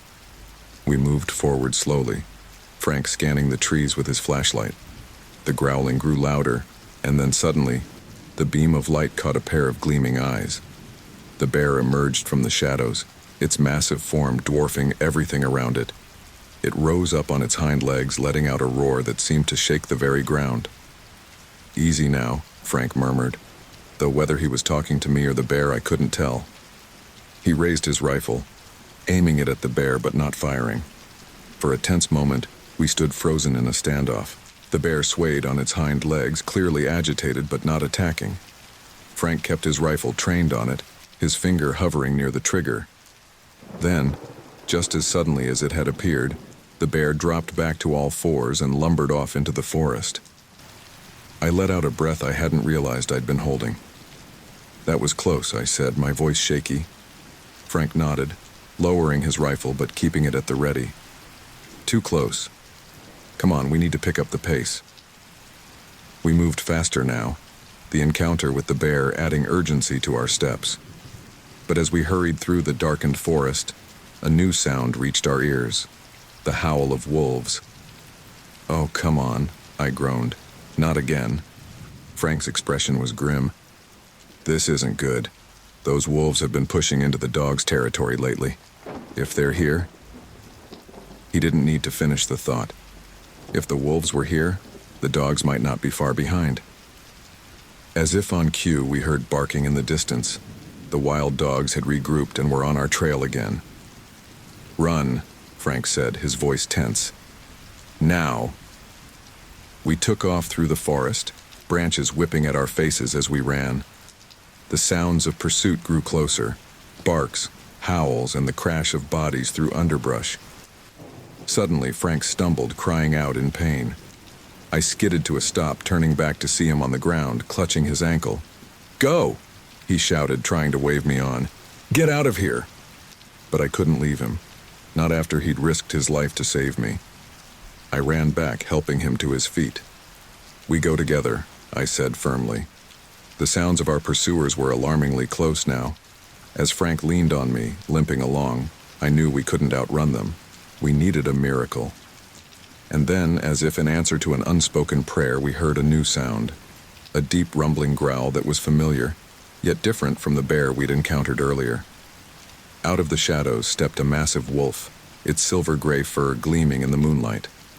It was easily twice the size of the wild dogs, its presence commanding and somehow noble. Frank sucked in a breath. "Well, I'll be damned," he whispered. "That's the alpha of the local wolf pack. I've only seen him once before, from a distance." The alpha wolf regarded us with intelligent eyes, then turned its gaze to the forest behind us. As we watched in awe, more wolves emerged from the trees, forming a protective circle around us. The wild dogs burst into view, but skidded to a stop at the sight of the wolf pack. The two groups faced off, growls and snarls filling the air. For a tense moment, I thought we were about to witness a brutal fight. But then, to my amazement, the dogs began to back away. The alpha wolf took a step forward, letting out a howl that seemed to echo through the entire forest. The dogs turned tail and fled, their yelps fading into the distance. Frank let out a low whistle. "I've never seen anything like that," he said, his voice filled with wonder. The alpha wolf turned back to us, its gaze seeming to pierce right through me. In that moment, I felt a profound connection to the wilderness around me, not as a hostile force to be feared, but as a complex ecosystem of which I was but a small part. Slowly, majestically, the alpha wolf turned and loped off into the forest, its pack following behind. Within moments, they had vanished into the shadows as if they'd never been there at all. "Did that really just happen?" I asked, still stunned by what we'd witnessed. Frank nodded, a smile breaking across his weathered face. "It really did. Looks like we found some unexpected allies out here." As if on cue, we heard the distant sound of a helicopter. Frank's backup had arrived. As we made our way towards the sound, Frank leaning on me for support, I found myself filled with a newfound respect for the wilderness. It had nearly killed me, yes, but it had also shown me wonders I never could have imagined. "You know," Frank said as we neared the clearing where the helicopter was landing, "in all my years as a ranger, I've never seen nature act quite like that. You're a lucky man, Alex Reeves." I nodded, thinking of Sarah, of home, of the incredible journey I'd been through. "Yeah," I said softly. "I really am." As the helicopter touched down and paramedics rushed towards us, I took one last look back at the forest. For a moment I thought I saw a pair of gleaming eyes watching from the tree line, the alpha wolf seeing us off. I raised a hand in a silent gesture of thanks. Then I turned and let the paramedics lead me to the helicopter, ready to return to the world of humans, but forever changed by my time in the wild. The rhythmic thump of the helicopter blades filled my ears as we soared over the vast expanse of forest. From this height, the wilderness that had been my prison for days now looked almost peaceful, a sea of green stretching to the horizon. I pressed my face against the window, my mind still reeling from the events of the past few hours. "How are you holding up, son?" Frank's gruff voice cut through my thoughts. The old ranger was seated across from me, his injured ankle now properly bandaged. I turned to face him, trying to find the words to express the tumult of emotions swirling inside me. I'm not sure," I admitted. "It all feels so surreal, like a dream I can't wake up from." Frank nodded, understanding in his eyes. "That's normal after what you've been through. It'll take some time to process it all." The paramedic who had been checking my vitals chimed in. "You're dehydrated and malnourished, Mr. Reeves, but considering what you've been through, you're in remarkably good shape. We'll get you to the hospital for a full checkup, but I think you're going to be just fine." I nodded absently, my gaze drawn back to the window. As I watched the landscape pass beneath us, a movement caught my eye. A herd of elk, startled by the sound of the helicopter, was running through a clearing. "Beautiful, aren't they?" Frank said, noticing where I was looking. "This forest is home to an incredible diversity of life. Elk, moose, wolves, bears, and yes, those wild dogs too. It's all part of a delicate balance." I turned to him, curiosity piqued. The wild dogs, where did they come from? They seemed different from regular wolves. Frank's expression turned serious. That's because they are. Those dogs are the descendants of pets and strays that were abandoned in these woods years ago. Over time, they've gone feral, forming packs and carving out their own niche in the ecosystem. They're a problem, no doubt about it, but they're also a symptom of human interference. Human interference? I echoed, frowning. Frank nodded. People dump their unwanted pets in the woods thinking they're setting them free. But domestic dogs aren't equipped to survive in the wild. Most die, but some adapt. They breed, forming these feral packs that are neither fully wild nor domesticated. They upset the natural balance. I thought back to the terrifying chase through the woods, the gleaming eyes and snapping jaws of the wild dogs. So what's the solution? Eliminate them?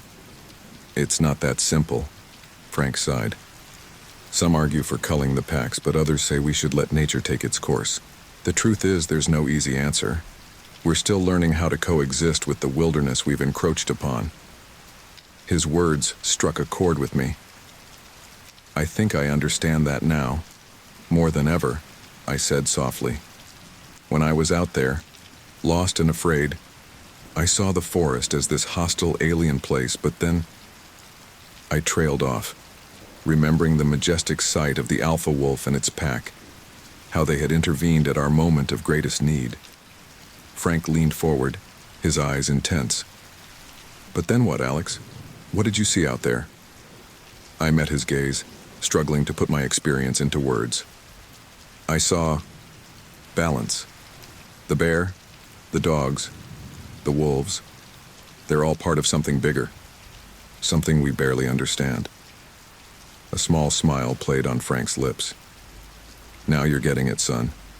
That's what I've been trying to tell people for years. The wilderness isn't our enemy. It's not some obstacle to be conquered. It's a complex system that we're a part of, whether we realize it or not. The paramedic, who had been listening to our conversation with interest, spoke up. But surely we can't just let dangerous animals roam free. What about public safety? Frank turned to him, his expression thoughtful. Of course, we have to consider safety, but we also need to understand that when we enter the wilderness, we're entering their home. We need to learn to respect that, to coexist rather than dominate. As they continued their discussion, my attention was drawn back to the window. We were descending now, the forest giving way to clearings and then to the outskirts of a small town. In the distance, I could see a cluster of vehicles and what looked like a makeshift command center. My heart leaped. Sarah would be there. After everything I'd been through, I was finally going home. As the helicopter touched down, I saw a flurry of activity below. The door slid open, and I was hit by a wave of noise and commotion. But all of that faded into the background when I saw her. Sarah stood at the edge of the landing zone, her face pale and drawn with worry. The moment our eyes met, she broke into a run. I stumbled out of the helicopter, my legs weak but propelled by the desperate need to reach her. We collided in a tangle of arms, both of us sobbing and laughing at the same time. "Alex!" Sarah choked out, her fingers digging into my back as if afraid I might disappear. "Oh God, Alex. I thought I'd lost you." I buried my face in her hair, breathing in her familiar scent. "I'm here," I murmured. "I'm okay. I'm so sorry, Sarah. I'm so sorry I didn't listen to you." She pulled back, her tear-stained face breaking into a watery smile. "You're alive. That's all that matters now." As the medical team approached to whisk me away for a checkup, I turned back to Frank, who was being helped out of the helicopter. "Thank you," I said, my voice thick with emotion. "For everything." Frank nodded, a knowing look in his eyes. "You take care, Alex. And remember what you learned out there. The wilderness has a lot to teach us if we're willing to listen." As Sarah and I followed the medical team towards the waiting ambulance, I found myself looking back at the forest one last time. The morning sun was just beginning to peek over the mountains, casting a golden glow over the treetops.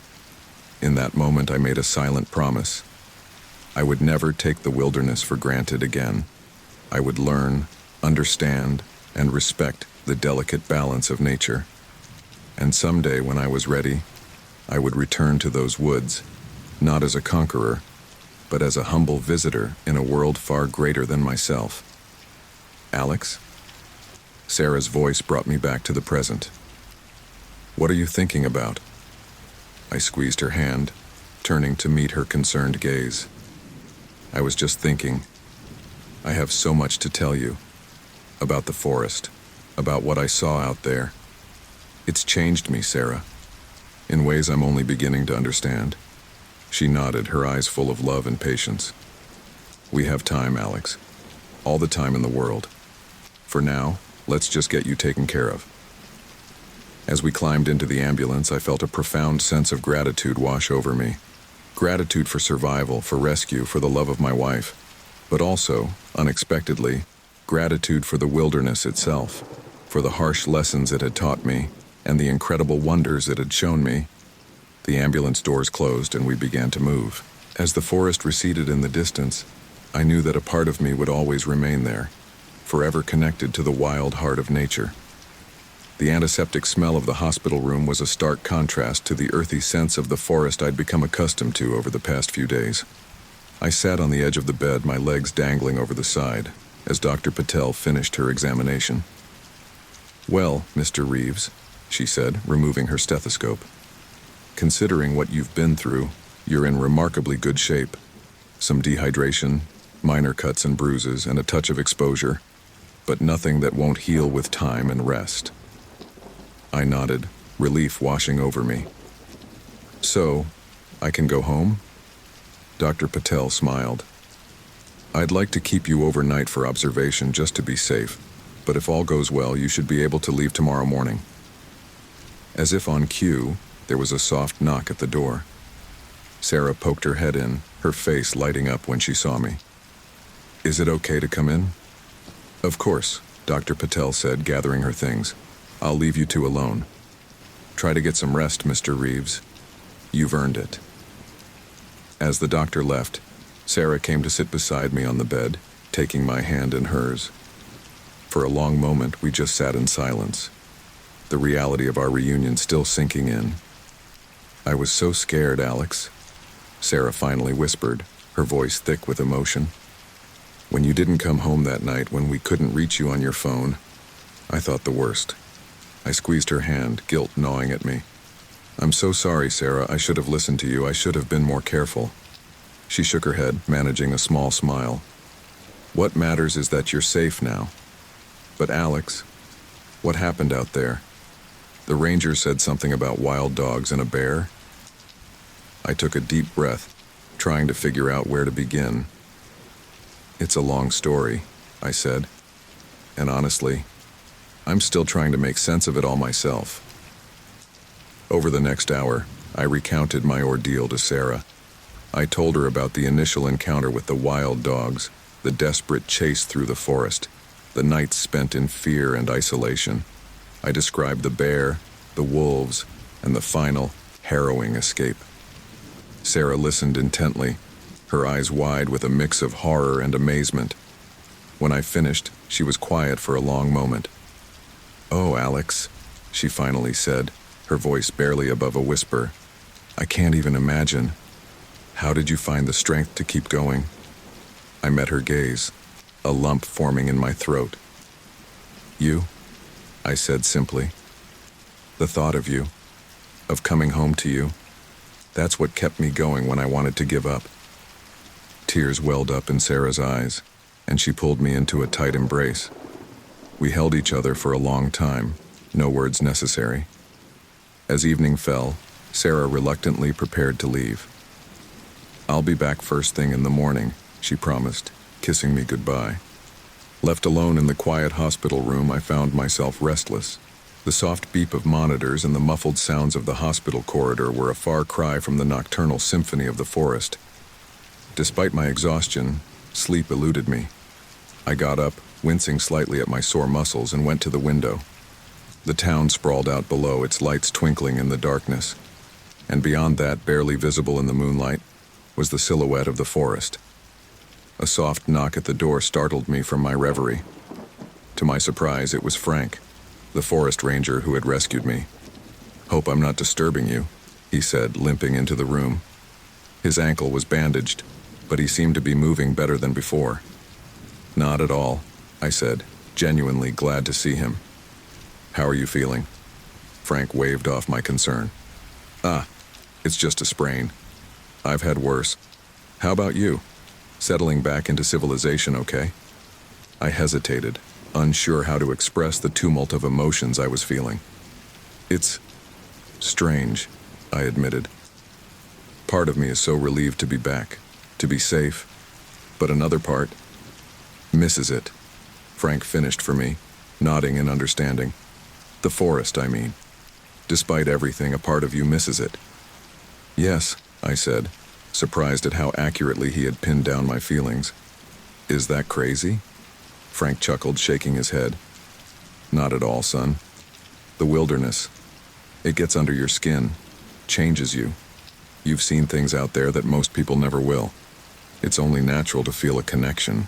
He joined me at the window, his gaze drawn to the distant forest. "You know, I've been a ranger for over 30 years, seen all kinds of things. But what happened out there with you, with those wolves, that was something special." I turned to him, curiosity piqued. "What do you mean?" Frank was quiet for a moment, as if gathering his thoughts. "Nature has a way of maintaining balance," he finally said. "Those wild dogs, they're an invasive species. They don't belong. But the wolves, they're part of the natural order. What we saw, I think, was nature correcting itself." His words resonated with something deep inside me. "When I was out there," I said slowly, "at first, everything seemed hostile, like the whole forest was trying to kill me. But by the end, I started to see things differently." Frank nodded encouragingly. "Go on." "It was like I began to understand my place in it all. I wasn't the center of things, you know. I was just a small part of this huge complex system. And once I understood that, it was beautiful. Terrifying, but beautiful."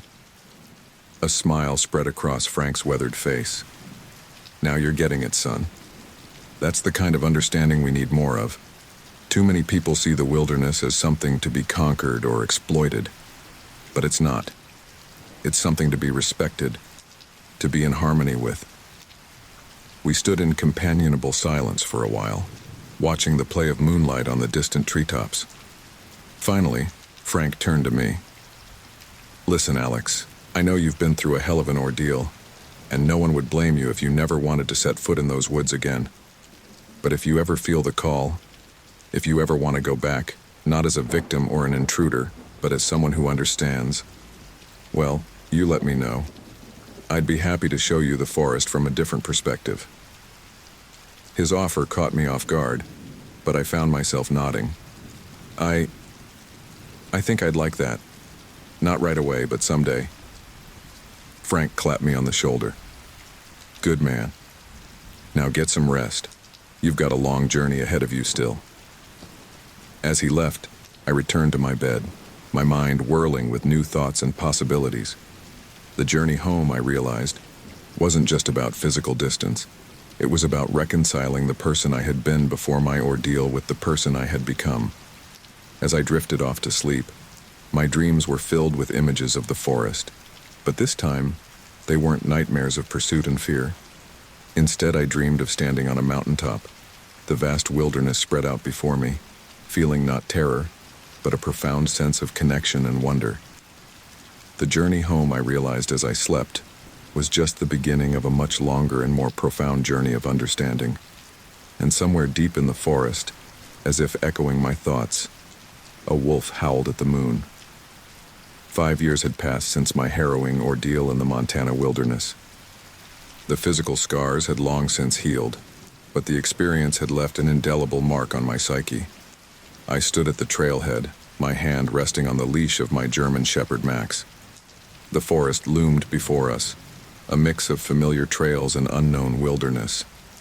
"You sure about this, Alex?" Sarah's voice came from behind me, tinged with concern. I turned to face my wife, seeing the worry etched on her features. She was 6 months pregnant with our first child, her hand resting protectively on her swollen belly. "I'm sure," I said, trying to infuse my voice with a confidence I didn't entirely feel. "It's time, Sarah. I need to do this." She nodded, understanding in her eyes. "Just be careful, okay? Both of you." I pulled her into a gentle embrace, mindful of her condition. "We will. I promise." As Sarah headed back to the car, I turned to face the trail once more. Max whined softly, sensing my apprehension. "It's okay, boy," I murmured, scratching behind his ears. "We've trained for this. We're ready." With a deep breath, I took my first step onto the trail. The crunch of gravel under my boots brought back a flood of memories, both terrifying and awe-inspiring. But this time I wasn't alone. Max trotted beside me, alert and protective. We had only been walking for about 15 minutes when I heard a familiar voice call out, "Alex, glad you could make it." I looked up to see Frank emerging from a side trail. The old ranger had aged in the past 5 years, his hair now completely gray, but his eyes were as sharp as ever. "Wouldn't miss it, Frank," I replied, shaking his hand warmly. "Thanks for agreeing to guide us." Frank nodded, his gaze appraising as he looked me over. "You've come a long way from that scared young man I pulled out of these woods 5 years ago. You ready for this?" I swallowed hard, pushing down the flutter of anxiety in my stomach. As ready as I'll ever be. We set off deeper into the forest, Frank leading the way. As we walked, he pointed out various plants and animal signs, his knowledge of the ecosystem evident in every observation. "See those claw marks on that tree?" he said, pointing to a tall pine. "That's from a black bear, probably marking its territory." I felt a chill run down my spine, remembering my encounter with the grizzly years ago. But Max's steady presence at my side helped keep the fear at bay. As we continued our hike, the forest around us seemed to come alive. Birds called from the canopy, small animals rustled in the underbrush, and occasionally we'd catch glimpses of larger wildlife in the distance. "It's so different," I mused aloud. "Last time I was here, everything felt hostile. But now," Frank nodded, understanding. "That's because you're seeing it with new eyes, Alex. You're not just passing through anymore. You're a part of it." We paused for a break near a small stream, the same one I had followed during my desperate flight years ago. As Max lapped at the cool water, I found myself lost in thought. "You know," I said to Frank, "for years after the incident, I had nightmares about this place. But lately, they've changed." Frank raised an eyebrow, encouraging me to continue. "Now, in my dreams, I'm not running anymore. I'm observing, learning. It's like the forest is trying to teach me something, but I can't quite grasp what it is." The old ranger smiled, a knowing look in his eyes. "The wilderness has a way of doing that. It challenges us, forces us to confront our deepest fears and preconceptions. But if we're open to it, it can also be our greatest teacher." As we resumed our hike, the trail began to look increasingly familiar. With a start, I realized we were approaching the clearing where I had encountered the wild dogs 5 years ago. My steps faltered and Max whined, picking up on my sudden tension. Frank turned, concern etched on his weathered face. "You okay, Alex? We can turn back if you're not ready for this." I took a deep breath, steeling myself. "No, I need to do this. I need to face it." We stepped into the clearing, and for a moment, I was transported back in time. I could almost hear the snarls of the wild dogs, feel the panic rising in my chest. But the clearing was peaceful now. Wildflowers dotted the grass and butterflies flitted from bloom to bloom. There was no sign of the terror I had experienced here. "The wild dog problem has been largely resolved," Frank said, his voice cutting through my reverie. "A combination of better pet owner education and the natural balance reasserting itself. The wolf packs have reclaimed much of their traditional territory. As if on cue, a distant howl echoed through the forest. Max's ears perked up, but he remained calm at my side, a testament to our training. Speaking of wolves, Frank continued, a hint of excitement in his voice, there's something I want to show you. He led us to the edge of the clearing, gesturing for us to be quiet. As we crouched behind some bushes, I saw movement in the trees ahead. My breath caught in my throat as a magnificent wolf stepped into view. Its silver-gray coat shimmered in the dappled sunlight, and its golden eyes seemed to hold ancient wisdom. "Is that?" I whispered, hardly daring to believe it. Frank nodded, his voice low. "The Alpha. The same one that saved us 5 years ago. He's old now, but still leading his pack." As we watched in awe, more wolves emerged from the forest. They moved with grace and purpose, clearly on a hunt. The Alpha paused, its nose lifting as it caught our scent on the breeze. For a heart-stopping moment, its gaze met mine. In that instant, I felt a profound connection, not just to this magnificent creature, but to the entire forest around us. I understood on a level beyond words that we were all part of the same grand tapestry of life. The moment passed, and the wolf pack melted back into the forest as silently as they had appeared. But the feeling of connection lingered, filling me with a sense of peace I hadn't felt in years. "Thank you," I said to Frank, my voice thick with emotion. "For everything. For saving my life back then. And for this. For helping me see the forest as it truly is." The old ranger clapped me on the shoulder, his eyes twinkling. "You did the hard part yourself, Alex. You faced your fears and came out the other side. Not many people have the courage to do that."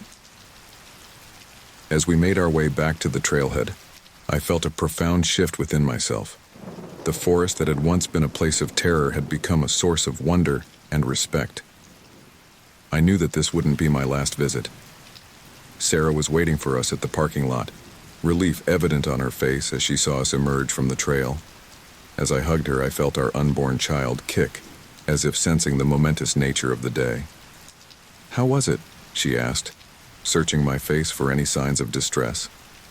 I smiled, feeling truly at peace for the first time in years. "It was transformative," I said.